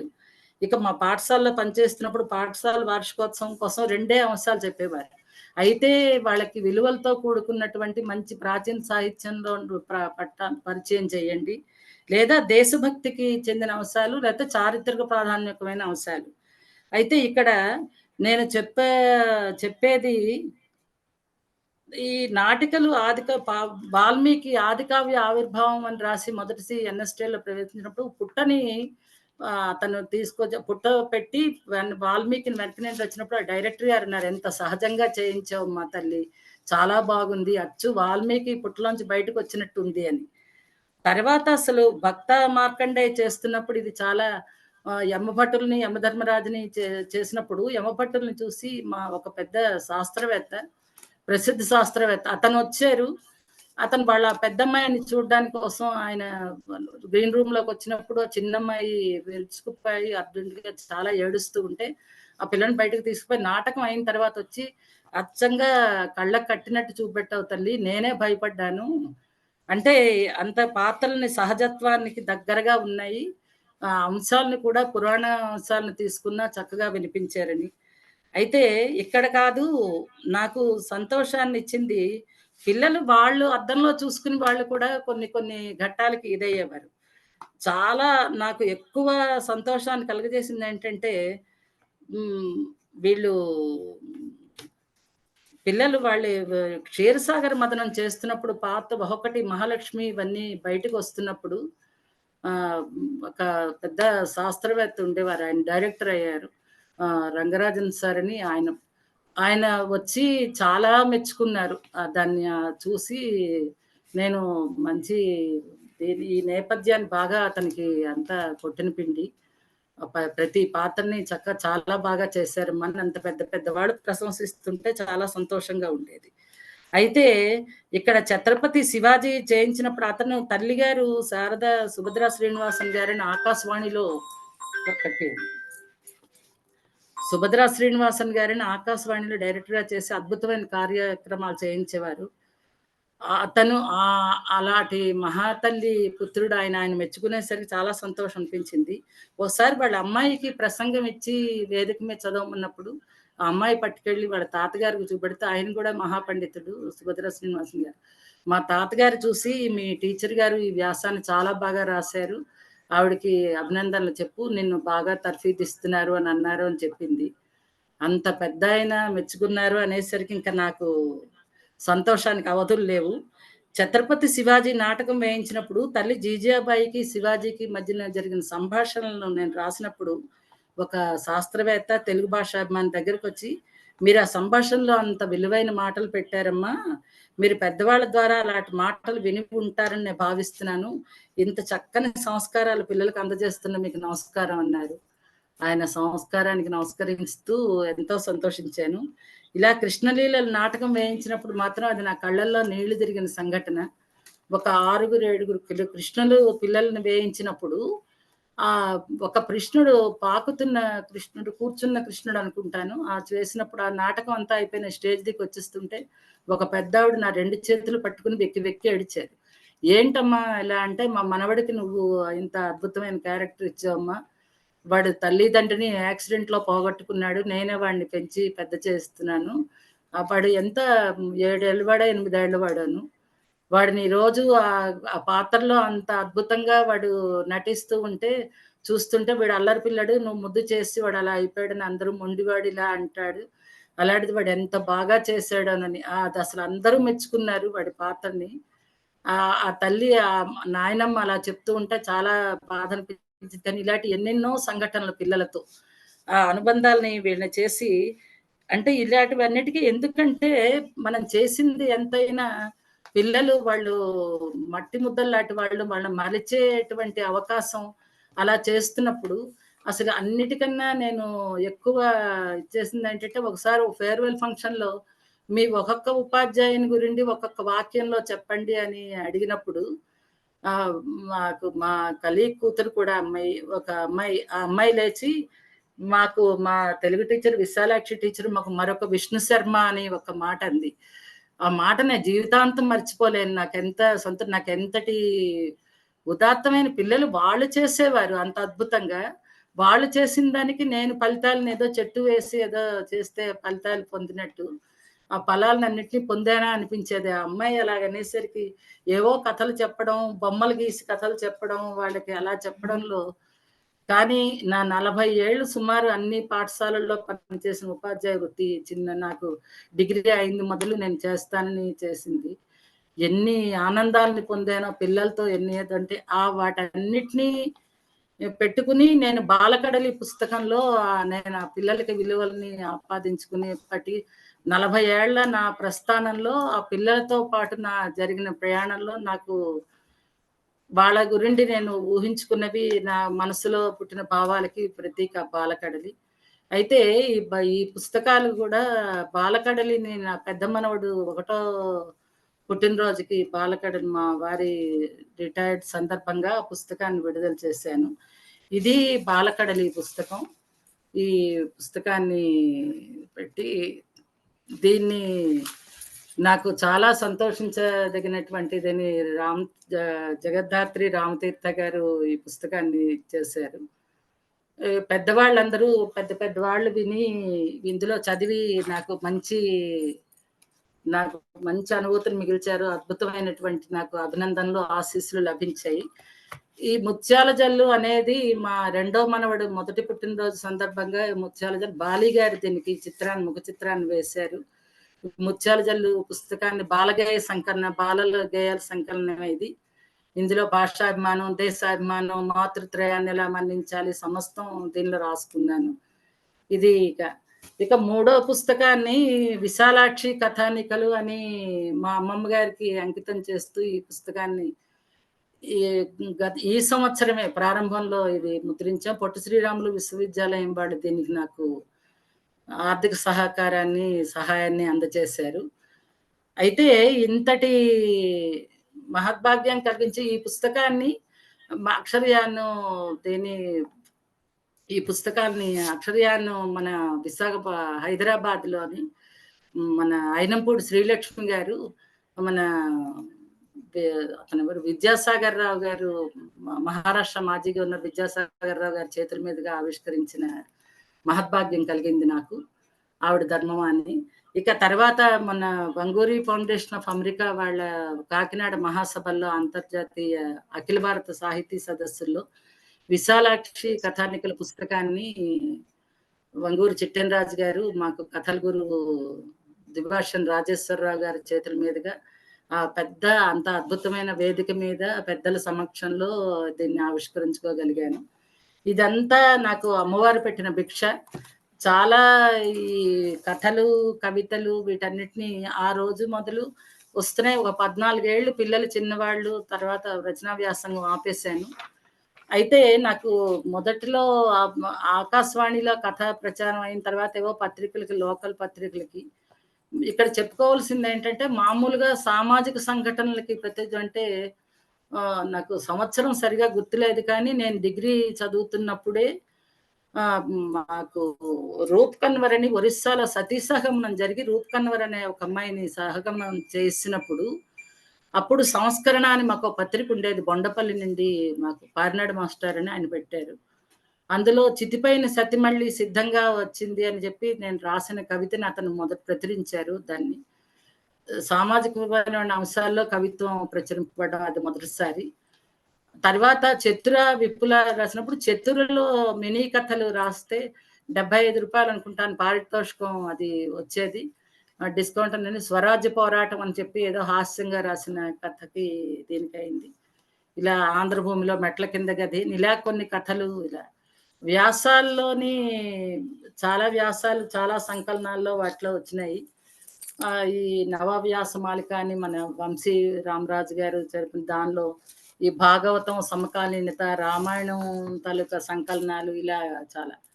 ముఖ్యంగా మల్లెసాల అని మన జ్వలిత గారు రాసిన సంకలనంలో ఆవిడ రాసిన కవిత సంపుటిల్లో వీటిలో చోటు చేసుకోవడం, వాళ్ళందరూ నన్ను ఆదరించి నా కవితల్ని, వ్యాసాలని, కథల్ని అన్నింటినీ చేయడం. అన్ని పత్రికల్లోని ప్రతి పత్రికలోని ఇంచుమించు వచ్చేవి. 14 ఏళ్ళు పోయిన తర్వాత మళ్ళీ తర్వాత పిల్లలు పెద్దవాళ్ళు అయిన తర్వాత మళ్ళీ రచన వ్యాసంగాన్ని చేస్తున్నాం. అయితే నేను పిల్లల కోసం కెనడా వెళ్ళినప్పుడు కెనడా అక్కడి నుండి చేసినప్పుడు ఈ కెనడా గ్రేటర్ శాంక్రమెంటో కాలిఫోర్నియా వాళ్ళు ఏవో పోటీలు పెడితే 2 ఏళ్ళు వరుసగా బహుమతులు గెలుచుకోవడం. ఆ తర్వాత వీటిని అలాగా ప్రస్థానం కొనసాగింది. కెనడా తెలుగు తల్లిలో తర్వాత వీటిలో ప్రశంస పొందడం. విశ్వవిద్యాలయాలు మిగతా ఇక్కడ చాలా విశ్వవిద్యాలయాలు చేసిన సెమినార్‌లో వాటిలో పాల్గొంటున్నాం. భారత వికాస్ పరిషత్ వాళ్ళు, అఖిల భారత సాహిత్య వాళ్ళు ఈ పర్యావరణం మీద, ఈ సంస్కృతి సంప్రదాయాల మీద పెడుతున్న వ్యాస రచనలో పాల్గొనడం, సెమినార్‌లో పాల్గొని పత్ర సమర్పణలు చేయడం చేస్తున్నాను. ఏది చేసినా అంతా మా కుటుంబం, మా భర్త, పిల్లలు వీళ్ళు ఇది ఉంటుంది. ముఖ్యంగా మా వారు బాగా సహాయపడుతూ ఉంటారు. ఆయన ప్రోత్సాహం లేకపోతే ఇంతవరకు రాలేము. దానికి కూడా కొన్నాళ్ళు కొన్ని కుటుంబ ప్రతిబంధకాలు అవి పిల్లలు పెరగడం, వాళ్ళ చదువు, వాళ్ళ తర్వాత వాళ్ళ భవిష్యత్ తర్వాత మన ఇంకా వానప్రస్థంలో మిగతా అన్నీ చూసుకోవచ్చని వదిలేసాను నేనే కావాలని. మళ్ళీ ఇప్పుడు అందరూ అవకాశం కల్పిస్తున్నారు. నవీన్ చంద్ర లాంటి బాబు లాంటి మహానుభావులందరూ వీటన్నిటిని. అయితే ఇక్కడ నాకు చాలా సంతోషం కలిగించినటువంటి ఇదేంటంటే, చాగంటి కోటేశ్వరరావు గారు మా పాఠశాలకి ప్రసంగం పిల్లల్ని ఉత్తేజపరచడానికి, మానవీయ విలువలు బోధించడానికి వచ్చినప్పుడు వారి మీద రాసిన కవితని ఆయన మెచ్చుకుని స్వయంగా అతని చేతులతో తాంబూలం ఇచ్చి, చాలా బాగా రాసావమ్మా, నన్ను చాగంటి వంశాబ్ది చంద్రుడన్నావు, సూతుడన్నావు, సౌనికుడన్నావు, నేనంతటి వాటికి అర్హుడినేనా అని అడుగుతూ నవ్వుతూ నాకు ఆ తాంబూలాన్ని ఇచ్చడం నాకు అది చాలా పెద్ద పురస్కారం అనిపించింది. అదేవిధంగా గరికపాటి నరసింహారావు గారు కూడా సాహిత్యంలో చాలా ప్రక్రియలు పిల్లల చేత 16 ప్రక్రియల్లోని అన్ని చిన్న చిన్నవి ఇచ్చి ఆయన ప్రశ్నలు వేయించితే ఈ గడుగ్గాయలు పిల్లలు బాగా ఇచ్చేశారు అని మా ప్రిన్సిపల్ గారు తర్వాత ఆవిడే పిల్లలకి తర్ఫీదు ఇచ్చారంటే, చాలా మంచి తర్ఫీదు ఇచ్చారు అని చెప్పి పిల్లల్ని ఇంకేమైనా ప్రశ్నలు ఉన్నాయా మేబీ అని అడిగి ఆయన అభినందించారు. ఇలా పెద్దవాళ్ళది నాకు ఆనందాన్ని ఇచ్చేదేంటంటే వలస మన ఆచార్య కొలకలూరి పద్మశ్రీ ఇనాక్ గారి వలస నవల మీద నేను సమీక్ష రాసింది ఆంధ్రభూమిలో ప్రసారం అయినప్పుడు అనేక మంది పెద్దలు ఫోన్ చేసి అమ్మా చాలా బాగా రాసావు, చాలా బాగా రాసావు వ్యాసం వలస మీద. అంటే వలస అన్నది నేను మా కొత్త వలసకి మా సొంత ఊరికి చేసి కరోనా సమయంలో ఆ వలస పోతున్న వాళ్ళని ఆయన వర్ణించిన తీరు, ఆ కళ్ళకు కట్టినట్టుండేటువంటి ఆ జీవన విధానాలు, ఆ ప్రస్ఫుటమైనటువంటి ఆ భావాలు అద్భుతంగా ఆ వలస నవలకి నేను చాలా ఉత్తేజితురాలిని అయిపోయాను. ఇలాంటి ఎన్నో అద్భుతమైనటువంటి సంఘటనలు ముఖ్యంగా మాకు మా ప్రిన్సిపల్ గారి పర్యవేక్షణలో అప్పుడు స్వర్ణోత్సవాల సందర్భంగా మన ఒక ఆగస్టు 15 నాడు ఈ స్వాతంత్ర్య భానోదయ దీప్తి అని 60 మంది పిల్లల చేత వాళ్ళని వివిధ మొత్తం భారతదేశంలో ఉండేటువంటి అందరు దేశభక్తులు తాలూకా పాత్రలు అందరి పిల్లల చేత పోషింపచేసి వాళ్ళని అది చేసాం. మా సంగీత ఉపాధ్యాయుని కూడా చాలా చేశారు ఆవిడ. దాని పాటలు అన్నీ పెట్టారు. అందరి సహాయ సహకారాలు లేనిది ఏ ఒక్కలం ఏది చేయలేము. నన్ను అందరూ చక్కగా ఇచ్చేసేవారు. కాకపోతే ఆ స్క్రిప్ట్ రాసాను. అదంతా అయిన తర్వాత పిల్లలు చూడబోయి చూడు చూడు జాతీయ జెండా గగన వీధిని ఎగురుచుండ చూడబోయి చూడు చూడని బాలవీర భగత్ సింగ్ ప్రాణం ఇచ్చే దీనికని పాడుతూ తిరుగుతూ ఉంటే శరీరం రోమాంచితమయ్యి అసలు ఆ పిల్లలు అంత అద్భుతంగా చేసిన దానికి నేను ఇలాగా స్టేజ్ దిగి పక్కకు వచ్చాను వెనకాతలుండి గ్రీన్ రూమ్ లోంచి. ఎందరో పేరెంట్స్ ఆ రోజొచ్చి నా కాళ్ళకి నమస్కారాలు పెట్టిస్తుంటే నా కళ్ళని నీళ్లు తిరిగాయి. వాళ్ళు పిల్లలు చేసిన దానికి నేనేం చేశాను బాబు అంటే, లేదమ్మా ఇంత విలువలతో కూడుకునేట్టు మా పిల్లాడు అల్లరి చిల్లరిగా తిరుగుతాడు. వాడికి దేశభక్తుడు ఇది ఇచ్చావు జీవితంలో మరపురాని ఘట్టం అది. ఆ దేశభక్తులు మా వారు అలా మా పిల్లలు అలా తిరుగుతూ ఉంటే అంటే సిపాయి మూమెంట్ నుండి మనకి స్వాతంత్రం వచ్చిన రోజు సంబరాలు చేసుకునే వరకు అది చేయించాం. అది నా జీవితంలో మరపురానటువంటి గొప్ప అనుభూతినిచ్చింది. ఇలాగా నాటకాలు, పాటలు ఇవన్నీ సమూహాల కోసం రాసుకున్న పాటలు. ఇలా ప్రతి సమూహంలోని వాళ్ళెంతో ఆదరించి ఏవో ప్రసంగాలైనా అసలు ఏదో పెద్దలంటే వాళ్ళెలా అంటే వాళ్ళొక పిల్లలాగా ఏదో తప్పు ఏదో పలుకుతున్న పిల్లల మాటలు దీనిగా ఉంటాయని అలా ప్రోత్సహిస్తున్నారు. ఆ రోజు నుండి ఈ రోజుల వరకు అందరి ప్రోత్సాహంతో, పెద్దల దీవెనలతో ఏదో కొనసాగుతోంది. అయితే నారాయణ రెడ్డి గారు మెచ్చుకున్నటువంటి ఒక కవితని అంటే మన మన కరుణశ్రీ జంజాల పాపయ్య శాస్త్రి గారంటారు, క్రౌంచ పక్షి బాధ కన్న వాల్మీకిలో కరుణరసము పొంగి పొరలిపోయే రసము పొంగి పొంగి రామాయణం బాయే లలిత సుగుణజాల తెలుగు బాల అంటారు. అలాగా మా ఇంటిని ఊరిని మా ఊరు వెళతాను అనంటే ఎవరో అన్నారు, ఏమున్నాయి అక్కడ మొండి గోడలు తప్ప అని. నాకు ఆ మాట ఎంతో ఎక్కడో చాలా గుచ్చినట్టు అయింది. చాలా బాధ అనిపించి నేను అది రాస్తా దాన్ని నారాయణ రెడ్డి గారు మెచ్చుకున్నారు. సినుకు పత్రికలో కూడా పడింది. ఏమో నీకవి మొండిగోడల్లా కనిపిస్తున్నాయేమో కానీ నా కంటికి అవి ఒకప్పటి మహాప్రసాదాలు, అభాగ్యుల ఆకలి తీర్చిన అంతఃపురాలు, ఆపన్నులను ఆదుకున్న అమృత హస్తాలు, అమృత వాసాలు, త్యాగానికి శౌర్యానికి తరగని గనులు, ఆత్మీయతకు అనుబంధానికి అద్దం పట్టిన లోగిళ్ళు. ఏమో నీకవి మొండిగోడల్లా కనిపిస్తున్నాయేమో కానీ నా కంటికి అవి అప్పటి మహాప్రసాదాలు. ఆ అరుగులపై ఒకే తీర్పుతో జీవితాలు తీర్చిదిద్దబడినాయి. ఆ చావిడిలో ఒక్క మాట మహామంత్రమై మహత్కార్యాలు చేసింది. ఒక్క అదలింపుతో అస్తవ్యస్తమైన పరిస్థితులు అక్కడికక్కడే చక్కబడినాయి. ఒక్క తీక్షణమైన చూపుతో చిచ్చులా వ్యాపించవలసిన అవినీతి చప్పున చల్లారిపోయింది. ఏమో నీ కంటికవి మొండి గోడల్లా కనిపిస్తున్నాయేమో కానీ నా కంటికవి ఒకప్పటి న్యాయస్థానాలు. ఆ ముత్యాల ముంగిళ్లలోనే కదూ మానవత్వం ఎన్నోసార్లు మారాకు తొడిగింది. ఆ చల్లని చెట్ల నీడల్లోని సమావేశాలే కదూ జటిలమైన సమస్యలనైనా సునాయాసంగా తీర్పులు చెప్పింది. ఆ పెరటి మొక్కల పసర్లే కదూ మృత్యుముఖంలోకి వెళ్ళిన మనిషిని కూడా మళ్ళీ జీవం పోసింది. ఏమో నీకవి మొండి గోడల్లా కనిపిస్తున్నాయేమో కానీ నా కంటికి ఒకప్పటి దేవాలయాలు, ఆ పొగచూరిన పెద్ద వంటిల్లే కదూ, అర్ధరాత్రి అపరాత్రి అని లేకుండా, భేదభావాలు లేకుండా ఆకలి కేక వినిపిస్తే చాలు ఆదుకొని అన్నం పెట్టింది. ఆ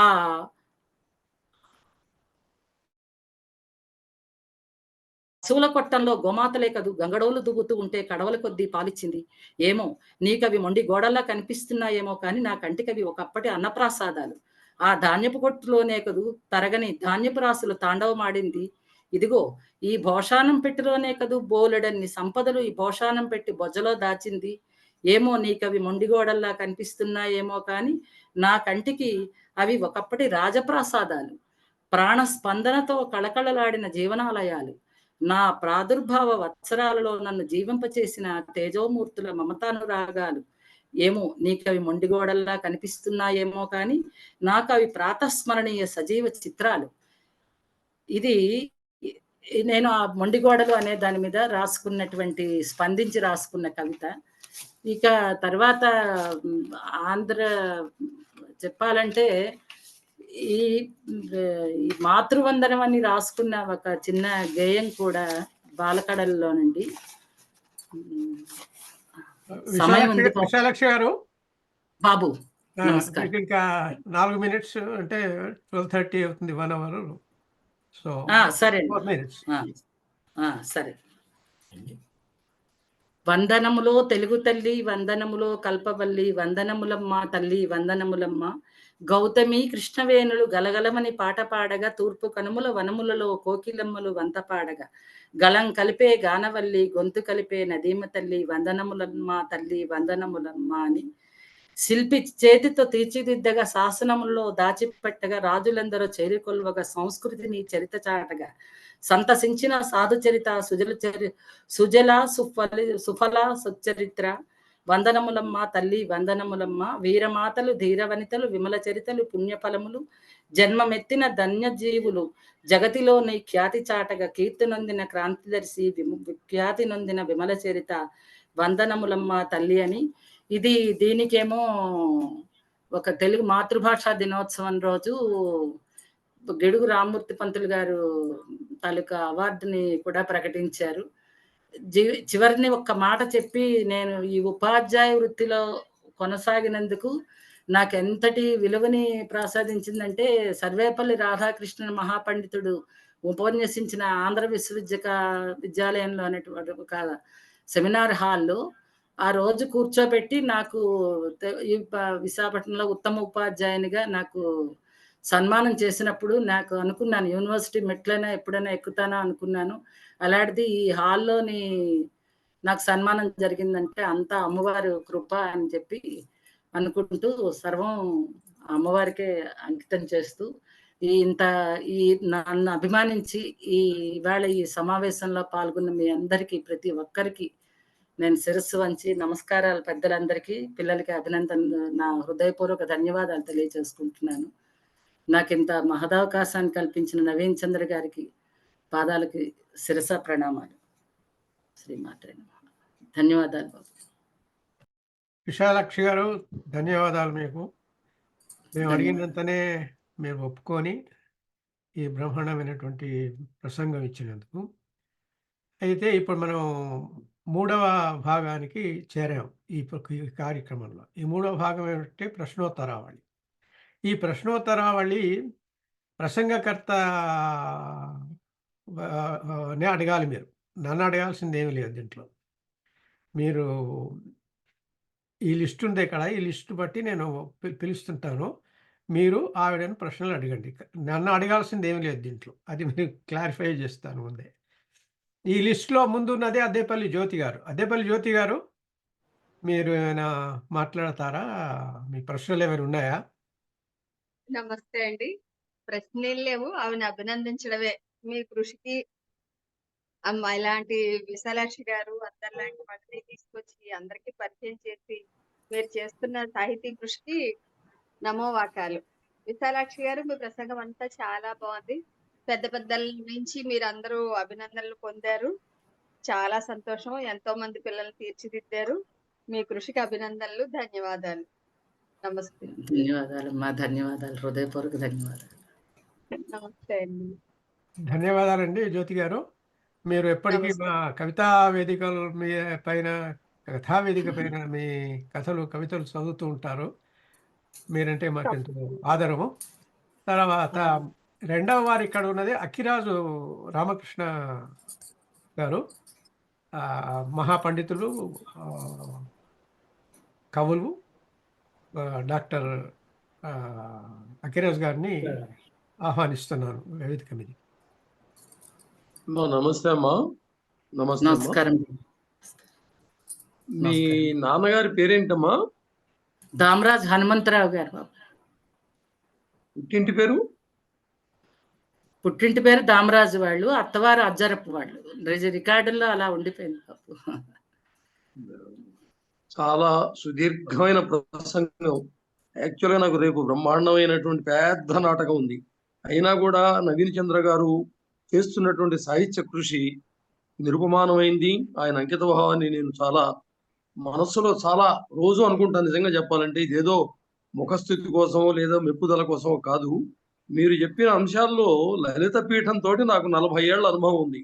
నన్ను ఎప్పుడన్నా చూసారా లలిత పీఠంలో కృష్ణుడిగా గాని లేదా అర్జునుడిగా గాని బిలోమంగళుడిగా గాని? నేను స్వాముల వారు ఇంకా ఆ మాట చెప్దాం అనుకుంటున్నాను. సన్యాసం స్వీకరించ ముందు నుంచి మేము అమెరికా మొదలైన దేశాలు తిరిగిన వాడిని. ఆయన కృష్ణదేవరాయలు, నేను తెనాలి రామకృష్ణుడిగా చేసిన వాళ్ళం. సరే, 2 పాయింట్లు నాకు బాగా ముఖ్యంగా నచ్చింది ఏంటంటే, మా కృష్ణశాస్త్రి గారు ఒక మాట అంటాడు, పల్లె తల్లి లాంటిది, పట్నం ప్రియురాలు లాంటిది అంటాడు. నువ్వు ఆ పల్లె వాతావరణం, ఆ పల్లెటూరు, మీ నాన్నగారు, అమ్మ, అమ్మమ్మ, ఇవన్నీ అందరికీ సిద్ధించవు. ఇప్పుడు అట్లా అక్కడ పెరగటం వల్ల నీకు ఈ విధమైనటువంటి భావాలు ఇవన్నీ చాలా బ్రహ్మాండంగా, ఎక్కడ నిజంగా ఒక టీచర్ అంటే టీచర్ లాంటి ఆ బాడీ లాంగ్వేజ్ తో చక్కగా చెప్పావు. నాకు విశాఖపట్నంతో వేదుల సుబ్రహ్మణ్య శాస్త్రి గారు వీళ్ళందరితో పరిచయాలు ఉన్నాయి. ఈ మధ్య కాలంలో నేను ఎక్కువ రావటం లేదమ్మా. ఇంకోటి ఏంటంటే, మీరు శ్రీమాత్రే నమః అని చెప్పి అంతా అమ్మవారి దయ అన్నారు. అది 100% కరెక్ట్. ఇవాళ నేను కూడా ఈ వయసులో కూడా ఇంకా కృష్ణుడు, అర్జునుడు అమ్మా చాలా ఆనందకరమైన విషయం. తర్వాత విశాలాక్షి అంట వనజాక్షి గారి పేరు ఎత్తాము. వనజాక్షి గారి లాంటి విద్యాధికారి ఇంకా మనం చూడం. ఇవాళ టీచింగ్ లైన్ కాబట్టి మీరు టీచింగే, నేను టీచింగే. అట్లా ఆమె మెచ్చుకోవడం అది. తర్వాత నారాయణ రెడ్డి గారు లాంటి మహాకవి మిమ్మల్ని ప్రశంసించడం, కోలవెన్ను మలయవాసిని గారు ప్రసిద్ధి ఇచ్చారు. ఈ విజయనగరము, విశాఖపట్నము, గోపాలపట్నము ఈ మొదలైన ప్రాంతాల్లో ఏంటంటే, ముఖ్యంగా ఒక 30-40 ఏళ్ల కిందటి వరకు డొక్క శుద్ధిగా తెలుగు భాషను బోధించే వాళ్ళు ఉండేవాళ్ళు. పిల్లలు కూడా ఆ విధంగా అంకిత భావంతో. నాకు వేటూరు ప్రభాకర్ శాస్త్రి గారు గుర్తొస్తున్నారు. మీరు ఎందుకంటే చాలా చాలా విషయాలు అసలు మీ జ్ఞాపక శక్తికి, మీ ధారణా శక్తికి, మీ భాషా జ్ఞానానికి నిజంగా అభినందనలు తెలుపుకుంటూ, ఆంధ్రులు అత్యంత బుద్ధి బలాఢ్యులనడి ప్రభాకర్ శాస్త్రి గారు చెప్పారు ఈ మాట. ఆంధ్రులు అత్యంత బుద్ధి బలాఢ్యులనడి కీర్తి హెచ్చను మన రామమూర్తి వలన. ఆంధ్రులు అత్యంత దేహ బలాఢ్యులనడి కీర్తి హెచ్చను మన రామమూర్తి వలన అన్నాడు సభలో. ఒకడు గిడుగు రామమూర్తి, ఒకడు కోడి రామమూర్తి. ఆంధ్రులు అత్యంత బుద్ధి బలాఢ్యులేమో గిడుగు రామమూర్తి గారి ఇది కూడా మీకు వచ్చిందన్నారు. నాకు కూడా లాస్ట్ ఇయరే విజయవాడలో అధికార భాషా సంఘం వాళ్ళు ఎక్కడ గిడుగు రామమూర్తి గారు ఎక్కడ మనం కానీ అయినా కూడా దాంతో, కాకపోతే నా ఆనందం ఏంటంటే స్వయంగా గిడుగు రామమూర్తి గారి కుమారులు సీతాపతి గారి కొడుకు జగన్నాథరావు గారి కొడుకు మా బావగారు, సొంత బావగారు. ఆ పాతపట్నము, ఇచ్చాపురము, శ్రీకాకుళం అక్కడే చేసినటువంటి వారు మా బావగారు తండ్రి.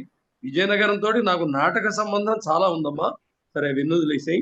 నాకు ఇంకో ప్రశ్న ఏంటంటే, నువ్వు ఇన్ని చెప్పావు, నువ్వు హైదరాబాద్ లో ఓరియంటల్ కాలేజ్ చదువుకున్నావా? లేదు బాబు, ఎక్కడా ఓరియంటల్ చదవలేదు. ఆంధ్ర సరస్వతి పరిషత్ కోసం. అంత ప్రైవేటేనా? నేను ఇంట్లో ఉండే రిటైర్ అయినావు నువ్వు? అది రిటైర్మెంట్ ఎక్కడ?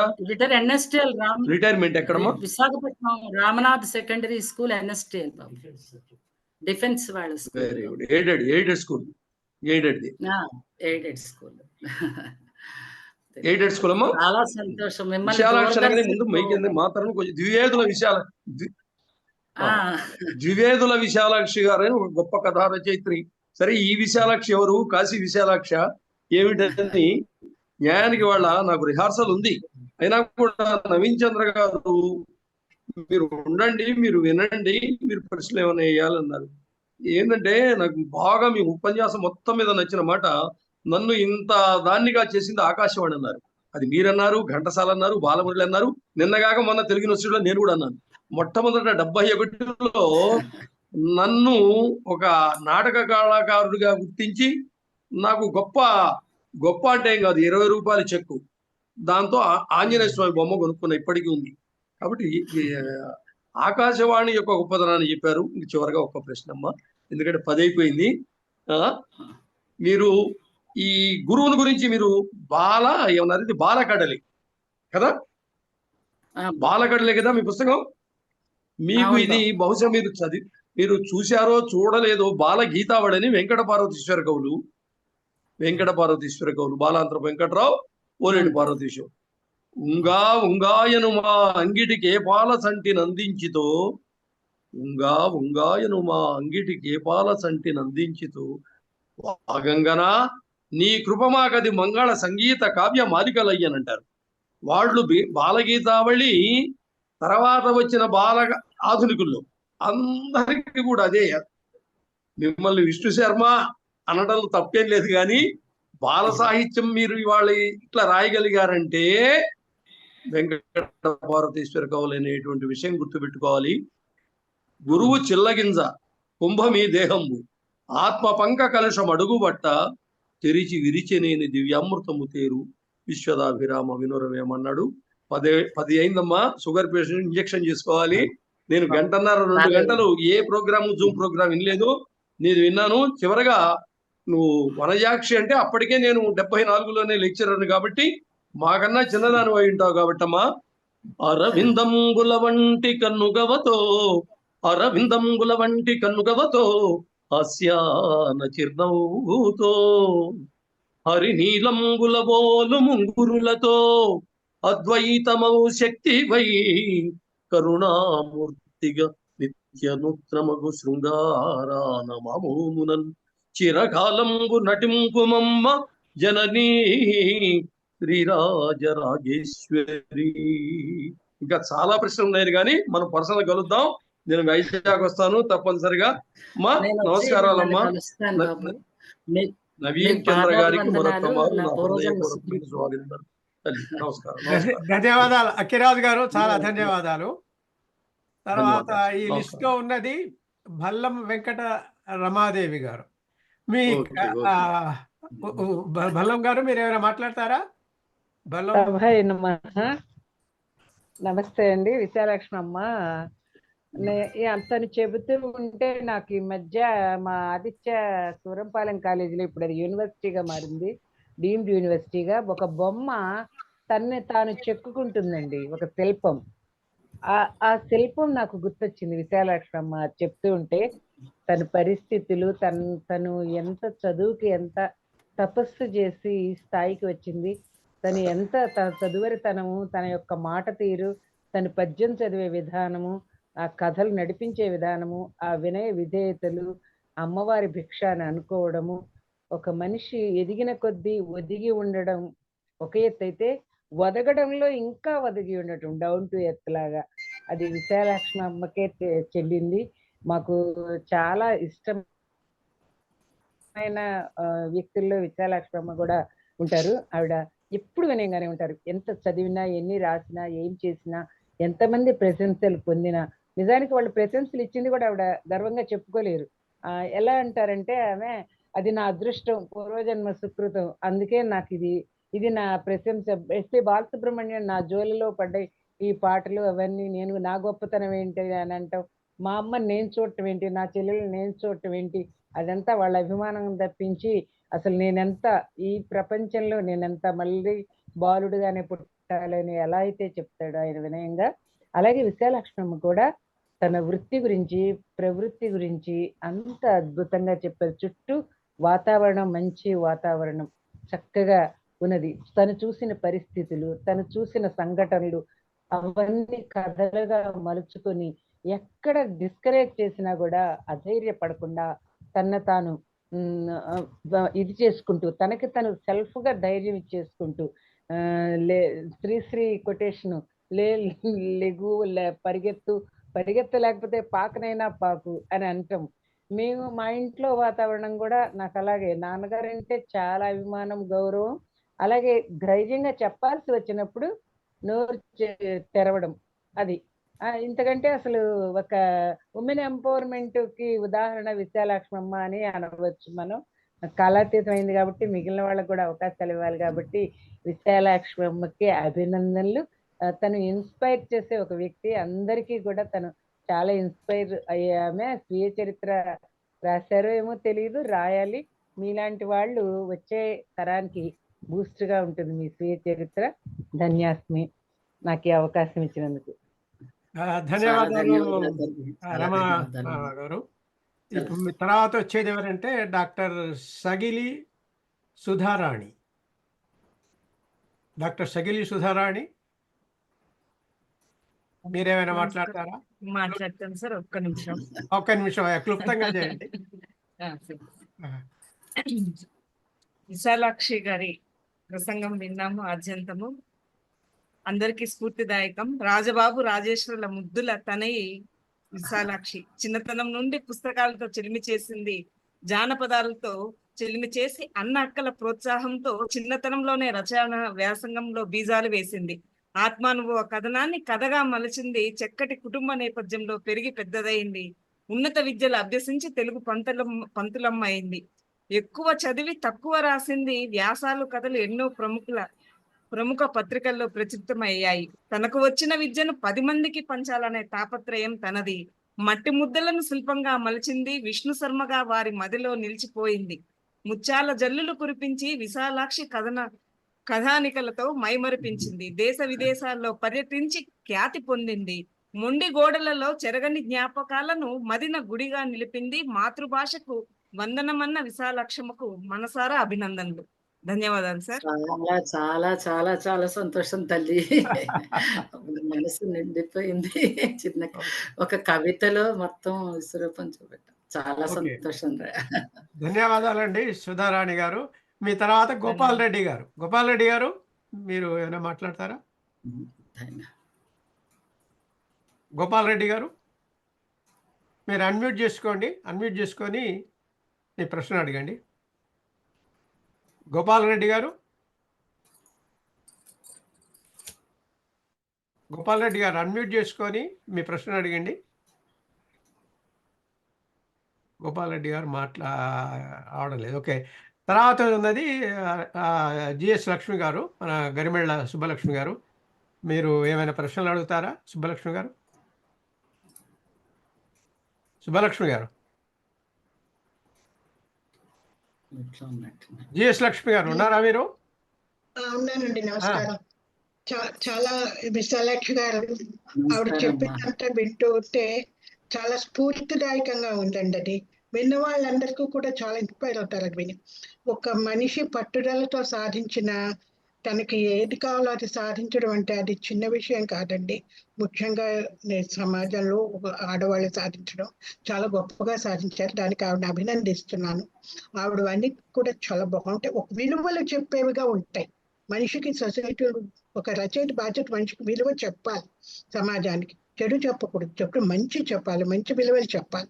అందులో ముఖ్యంగా ఒక టీచర్ ప్రొఫెషన్ లో ఉన్న వాళ్ళు పిల్లలకి చెప్పే విషయాలు, ఎందుకంటే నెక్స్ట్ తరం వాళ్ళది, సమాజం వాళ్ళు నడుపుతారు. నెక్స్ట్ వాళ్ళకి చక్కటి విలువైన విషయాలు చెప్పినందుకు ఆవిడకి చాలా అభినందిస్తున్నానండి. చాలా సంతోషంగా ఆవిడ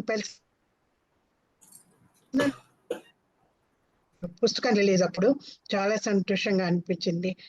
చాలా సంతోషం అండి. నమస్కారం. ధన్యవాదాలమ్మా. మీరు మాట్లాడడం ఎంతో ఆనందంగా ఉంది. హృదయపూర్వక ధన్యవాదాలు. లక్ష్మి గారు, చాలా ధన్యవాదాలు. మీరు బాగా మాట్లాడారు. తర్వాత రంగారావు గారు, కాసల రంగారావు గారు, మీ కామెంట్స్ ఏమైనా ఉన్నాయా? రంగారావు గారు. అందరికీ నమస్కారం. ముందుగా దామరాజు విశాలాక్షి గారికి అభినందనలు. చాలా చక్కగా క్లుప్తంగా తక్కువ సమయంలో తన గురించి చాలా మొత్తం విషయాన్ని చెప్పేశారు. చాలా బాగుంది.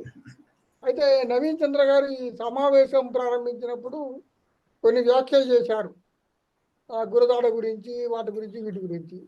ముఖ్యంగా ఇవాళ మేడే అంటే ఆధునిక వస్తు ప్రపంచంలో, పారిశ్రామిక దృక్పథంలో శ్రామికులు చాలా నష్టపోతున్నారు. శ్రామికులకు కూడా హక్కులు ఉంటాయి, వాళ్ళకి హక్కులు చేరాలి అనే దృక్పథంతో నడిచిన ఉద్యమాలు మనకు తెలుసు. ఈరోజు మేడే కావడం వల్ల ఆ దృక్పథం కూడా మనం కంటిన్యూ చేస్తే బాగుంటుంది. ఇంకో విషయం ఏంటంటే ఇది మన భారతీయ నేపథ్యం ద్వారా కనుక ఆలోచిస్తే, మన భారతీయ సమాజంలో మొట్టమొదటిసారి హేతువాద దృక్పథం వచ్చింది, తర్వాత నాస్తికవాద దృక్పథం వచ్చింది, ఆ తర్వాత బౌద్ధ దృక్పథం వచ్చింది. ఈ మూడు కూడా ఇక్కడున్న సనాతన ధర్మాన్ని, మూఢనమ్మకాల్ని తీసేయడానికి, చాదస్తాల్ని తీసేయడానికి ప్రయత్నం చేసినాయి. ఈ క్రమంలో ఏమైంది, ఈ చాదస్తాల్ని, మూఢనమ్మకాలన్నీ అవి తీసుకున్నాయి. అందువల్ల అద్వైతం వచ్చింది. అంటే నేను డూకి చెప్తున్నా, అందువల్ల అద్వైత దృక్పథం వచ్చింది. రంగారావు గారు, మీకు ఏమైనా ప్రశ్న ఉంటే అడగండి. అదే అదే మన స్వాతంత్ర చెప్తున్నా కదా, మన స్వాతంత్ర ఉద్యమం గురించి కూడా విశాలాక్షి గారు చాలా చక్కటి కార్యక్రమాలు చేశారు. అయితే ఈ బ్రాడ్ దృక్పథంతో ఏమైనా విషయాలు ఉంటే ఒక 7-8 మంది కలిసి ఒక చర్చలాగా చేసుకుంటే చాలా విషయాలు అందరికీ తెలుస్తాయి. ఇప్పుడు కొన్ని విషయాలని గురుదాడ గారు నిగమ శర్మ క్యారెక్టర్ని గిరీశంగా మార్చారని ఇప్పుడు నవీన్ చంద్ర గారు చెప్పారు. సో ఈ విషయం నాకు ఇంతవరకు తెలియదు, వారు చెప్పడం వల్ల నాకు తెలిసింది. అంటే నేను అనేది అన్నట్టు ఒక బ్రాడ్ స్పెక్ట్రమ్ దృక్పథాలు ఏమైనా ఉంటే ఒక 8 మంది కానీ 10 మంది కానీ ఒక చర్చలో పాల్గొంటే చాలా విషయాలు అందరికీ తెలుస్తాయని నా భావన. మళ్ళీ దామరాజు విశాలాక్షి గారికి హృదయపూర్వక అభినందనలు, ధన్యవాదాలు. ధన్యవాదాలు బాబు, హృదయపూర్వక ధన్యవాదాలు రంగారావు గారు. మీ తర్వాత సుధా కోలాచన, శ్రీ సుధా కోలాచన, ఏమైనా మాట్లాడతారా మీరు? నమస్కారం అండి. నమస్కారం. నేను చాలా అదృష్టం చేసుకున్నాను యాక్చువల్గా విశాలాక్షి కథానికల్కి పబ్లిషర్గా ఉండటం, అది తెలుగు యూనివర్సిటీకి సెలెక్ట్ అవ్వటం. అసలు ఎంత మంచి కథల పుస్తకం అంటే 27 నక్షత్రాలు నిజంగా ఏర్చి కూర్చి, అందులో ఉత్తరాంధ్ర మాండలికాన్ని అలా ప్రిజర్వ్ చేసి, అంటే ఒక రచయితకి ఉండాల్సిన బేసిక్ లక్షణం తన సమకాలీన స్థితుల్ని ముందు వాళ్ళకి ఫార్వర్డ్ చేయటం, తన పాత ఎక్స్పీరియన్సెస్ ని ముందు వాళ్ళకి ఫార్వర్డ్ చేయటం. ఆ ప్రతి కథలోనూ ఆ విషయాన్ని ఆవిడ అలా ప్రిజర్వ్ చేసి, అంటే టీచర్ కదా బేసిక్ గా, అందులో చాలా మంది గమనించట్లేదు, ఆవిడ తెలుగు టీచర్ కదా, ఆవిడ సోషల్ టీచర్, ఆవిడ సబ్జెక్ట్ సోషల్, తెలుగు మీద ఆవిడకి అంత పట్టుంది, ఆవిడ బేసిక్ గా సోషల్ టీచర్, ఆ విషయాన్ని గమనించట్లేదు. అందుకే సోషల్ టీచర్ కాబట్టి సామాజిక సాంఘిక విలువలు ఆ పిల్లలకి అలా పాస్ ఆన్ చేయడానికి ఆవిడ రచనలు ఒకటని కాదు, కథలని కాదు, కవితలని కాదు, ఏది రాసినా గేయం రూపంలో తీసుకొచ్చేయడం ఆవిడ స్పెషాలిటీ. మామూలుగా గేయం అందరికి చిక్కదు, అలాంటిది అమ్మకి అవకాశం పట్టినట్టే. ఏంటండి ప్రశ్న అడుగుతున్నారు, ఏమైనా ప్రశ్న ఉందా? అంటే అలా చెయ్యడానికి ఇన్స్పిరేషన్ ఏంటి అనేది కూడా నాకు పెద్ద డౌట్. అలాగా అలా అంటే అనుకోకుండా వచ్చింది అంటే లేదు, టీచర్ కింద ఉండటం వల్ల అలా అయిందా, లేకపోతే న్యాచురల్ గానే బై ఇన్స్టింక్ట్ అవన్నీ క్యాప్చర్ చేయాలి అన్న విషయం వచ్చిందా అనేది చెప్పండి. జవాబు చెప్పండి. జవాబు చెప్పండి. నేను విన్నదమ్మా, ఈ గేయంగా రావడం అంటే వివిధ కళాకారులు వచ్చి పాటలు పాడుతూ ఉండేవారు ఇంటికి వచ్చి. వాళ్ళు వస్తున్నప్పుడు ఈ బోనేల కథలని, బుర్ర కథలని వాళ్ళందరూ ఇంటికి వచ్చి ఆ రోజుల్లో ధాన్యాలు కొలిచేవారు వాళ్ళకి. అని వివిధమైనటువంటి కథలను వినిపించేవారు కథలు. వాటిని ఆ పాటలను వింటూ వాటి వల్ల అందులో పల్లెటూళ్ళలో ఈ భూమి భాగవతాలని, ఇలాంటి భాగవతాలన్నీ చిన్న చిన్నవన్నీ రూపకాలలాగా వేసేవారు. అందులో మా ఇంటి ముందు చాలా పెద్ద ప్రదేశం ఉండేది. అక్కడ నాన్న ఎవరికి అందరూ ఇక్కడికొచ్చి వేసేవారు కొన్ని. అలాంటివన్నీ చూడడం వల్ల ఉత్తేజితం చెంది వచ్చింది. ఆసువుగా అలా వస్తున్నదే తప్ప అప్పుడు ఉత్తేజం చెందినవి. తర్వాత పిల్లల్ని చూసిన తర్వాత చదువుతూ పోతూ ఉన్నప్పుడు నేను ఎక్కువగా నన్ను ఆకర్షించినవి కరుణశ్రీ జంజాల పాపయ్య శాస్త్రి గారి వాటిని బాగా నాకు ఎక్కువ ఇష్టం అన్నమాట అది. ఇంకా అంతవాత ఇలా చదువుతూ ఉన్న తర్వాత పొందినటువంటి జ్ఞానం, కానీ వినికిడి జ్ఞానమే ఎక్కువ. ముఖ్యంగా ఉండేది వినికిడి జ్ఞానం. వాళ్ళ చూసి ఆ బాణీల్ని పట్టుకుని అలా రాయడం అలవాటైంది ముందు. అది చాలా సంతోషం. తర్వాత వచ్చింది టీవీ శర్మ గారు. టీవీ శర్మ గారు ఏమైనా ఉందా మీరు మాట్లాడేది? చాలా సంతోషం తల్లి. సాహితీ మిత్రులందరికీ నమస్కారం అండి. నమస్కారం. ఈరోజు దామరాజు విశాలక్ష్మి గారి స్ఫూర్తిదాయకమైన సాహితీ యాత్రలో మనందరినీ భాగస్వామ్యం చేసుకున్నందుకు వారికి ముందుగా ధన్యవాదాలు. నాకు 2 విషయాలు అర్థమైనాయి ఆమె ప్రసంగం విన్న తర్వాత. ఒక సాంప్రదాయబద్ధమైన కుటుంబ నేపథ్యంలో మొదలైన ఆమె సాహితీ సేద్యం అనేది ఆ పల్లెటూరి స్వచ్ఛమైన ప్రకృతి పరిష్వంగంలో చాలా ప్రవర్ధమానమై విజృంభించిందని నాకు అర్థమైంది. అలానే రెండో విషయం ఏంటంటే ఆమెకి ఉన్న చదువు మీద ఉన్న వల్ల మారిన ఆకాంక్ష. ఎన్నో అడ్డంకులు వచ్చినా కూడా ఒక్కో దారి మూసుకుపోతుంటే మళ్ళీ ఇంకో దారి తెరుచుకుంటూ ఆమె అలా వెళ్ళిపోయి మొత్తానికి ఆమె అనుకున్నది సాధించింది. అది ఎందరికో స్ఫూర్తిదాయకమని నా అభిప్రాయం. అన్నిటికంటే మించి ఇందాక ఎవరో చెప్పినట్టు సింప్లిసిటీ ఈ జస్ట్ పర్సానిఫైడ్. ఆమె అంత ఒద్దికగా ఉన్న మనిషిని ఇంతవరకు మనం చూడలేదు. అలానే అందుకే వారి సాహితీ యజ్ఞం నిత్య నూతనంగా ఇంకా కొనసాగాలని మనసారా కోరుకుంటూ వారికి ధన్యవాదాలు, అభినందనలు. ధన్యవాదాలు మీకు శర్మ గారు. తర్వాత శర్మ గారి తర్వాత వచ్చేది వరిగొండ కాంతారావు గారు. వరిగొండ కాంతారావు గారు ఉన్నారా? ఉన్నానండి. అందరికీ నమస్కారం అండి. ముఖ్యంగా నవీన్ చంద్ర గారికి ఈ చక్కటి వేదికను ఏర్పాటు చేసినారు. విశాలాక్షి గారికి అభినందనలు అండి. నమస్కారం బాబు. చాలా బాగా చెప్పారు. ఉపాధ్యాయురాలు అనంటే జాతి నిర్మాత అనే దానికి మీరు మీ అనుభవాలు చూస్తూ ఉంటే మీరు జాతి నిర్మాత అనే తెలుస్తూ ఉన్నది. అందుకు మీకు చాలా ప్రత్యేకించి ధన్యవాదాలండి. దామరాజు సుబ్బారావు గారని మా బాబాయి విజయరాయి, మీరు విజయనగరం కదా, విజయరాయిలో ఏలూరు దగ్గర విజయరాయిలో కారణంగా ఉండేవారు. మీరు మునిగోడలో అన్నప్పుడు మా బాబాయ్ వాళ్ళ ఇల్లు అదే గుర్తుకొచ్చింది. ఆ విధంగా ఇది దామరాజు మీ పుట్టిల్లు కాబట్టి మీరు మాకు అక్కయ్యో చెల్లయ్యో అవుతారు.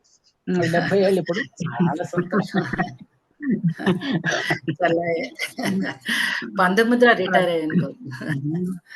తర్వాత అజ్జరపు సత్యవంతరావు అని మాకు ఎల్ఐసిలో కలీగ్ గా ఉండేవాడు హన్మకొండలో. అలాగనమాట. మీరు అత్తవారిలో అజ్జరపు వారు అన్నారు. ఎల్ఐసిలో అదే చెప్పారు కదా, అందుకని అజ్జరపు సత్యవంతరావు అని మాకు కలీగ్ గా ఉండేవాడు హన్మకొండ ఎల్ఐసిలో.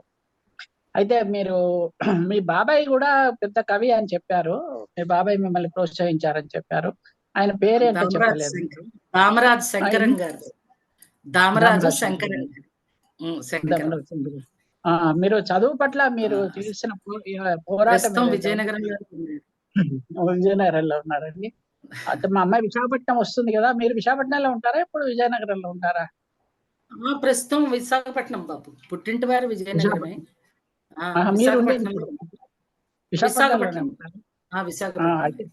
ఈసారి మా అమ్మాయి దగ్గరకు వచ్చినప్పుడు మిమ్మల్ని కలిసే ప్రయత్నం తప్పకుండా. మహద్భాగ్యం, మహద్భాగ్యం. తప్పనిసరిగా. సాహిత్య యాత్ర అనేది చాలా గొప్పగా జరిగింది. అంత ప్రైవేట్ గా చదువుకున్నా కూడా మీరు చదువు కొరకు మీరు చేసిన పోరాటం ఏదైతే ఉందో చాలా స్ఫూర్తిదాయకమైనటువంటి పోరాటం చాలా బాగా నచ్చిందండి. ఇక్కడ చాలా ఇక్కడ బాగుంది. చిన్న విషయం చెప్పుకోవాలి. అలాంటి నాన్నగారే చివర్లో చాలా సంతోషించేవారు. రాసినవన్నీ ఎక్కడ పడితే అక్కడ పడేయకమ్మా, పుస్తక రూపంలో తీసుకురా అనేవారు పాపం. నీకు అవునండి. సరస్వతి కటాక్షం ఉంది అలా అని చెప్పి. అంటే ఆయన పరిస్థితులు ఆ కాలంలో ఉండేటువంటి నిబంధనల ప్రకారం ఆయన అలాగా అవ్వడం అది చివర్లో చాలా మెచ్చుకునేవారు. నాన్నగారు చాలా అభినందించేవారు. అందరూ పోన్లే అమ్మా ఇంత అభివృద్ధి చెందావు, చాలా సంతోషం అనేవారు. చాలా సంతోషం. మీ మామగారు ప్రోత్సహించారన్నారు కదా, మీ మామగారికి కూడా అభినందించాలి. మీ మా మామగారు మామగారు కూడా తండ్రిని మించి అభిమానించేవారండి. మరుదులు గాని, బావగారులు గాని ఇప్పటికి కూడా ఆ కుటుంబం విలువలు అలా కొనసాగుతున్నాయి. అది చాలా అదే చక్కని ఉమ్మడి కుటుంబంలో ఒక వాతావరణం ఉంటుందండి. ప్రోత్సాహం బాగా జరుగుతూ ఉంటుంది.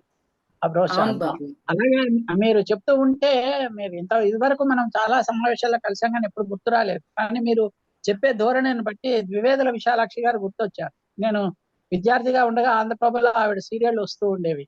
ఆమె చాలా బహుమతులు కూడా మా వారు వాళ్ళ ఇంటి ఎదురుగుండానే ఉండేవారట భీముడిపట్నంలో.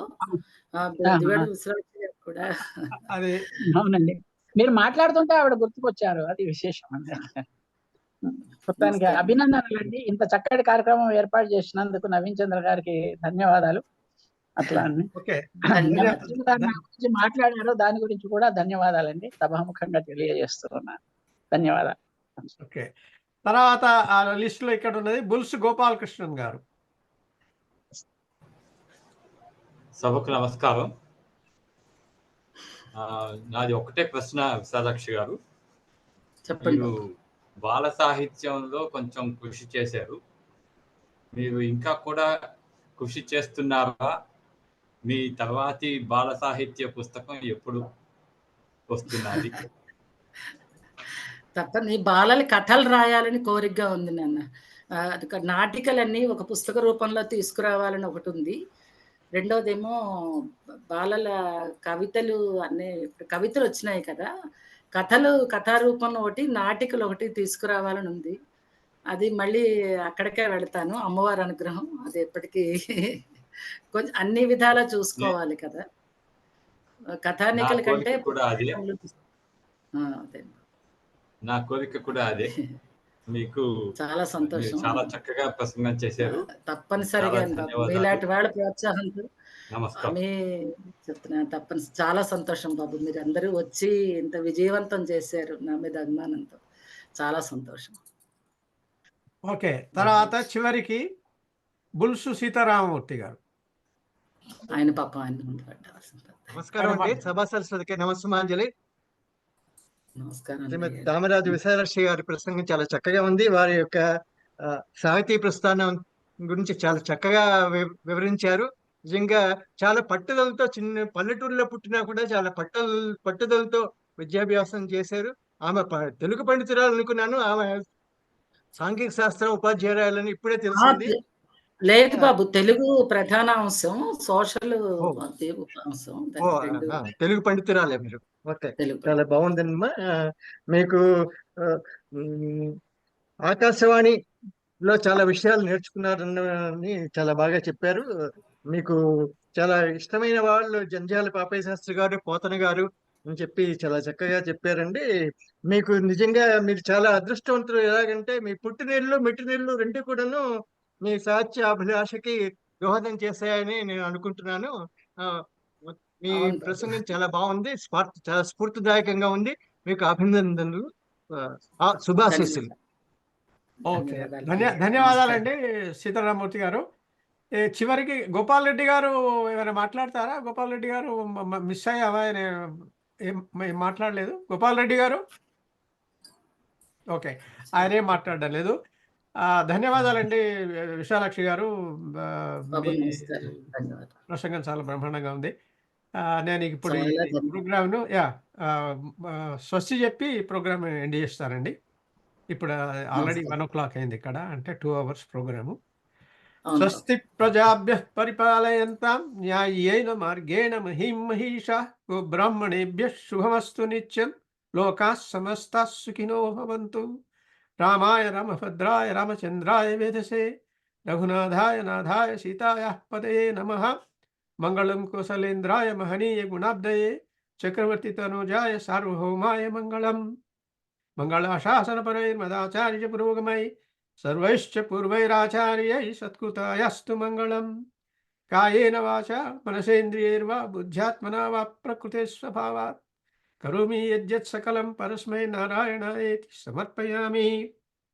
యదక్షరపదభ్రష్టం మాత్రాహీనం చ యద్భవేత్ తత్సర్వం క్షమ్యతాం దేవ శ్రీనారాయణ నమోస్తుతే. సర్వం శ్రీకృష్ణార్పణమస్తు. సర్వం శ్రీకృష్ణార్పణమస్తు. సర్వం శ్రీకృష్ణార్పణమస్తు.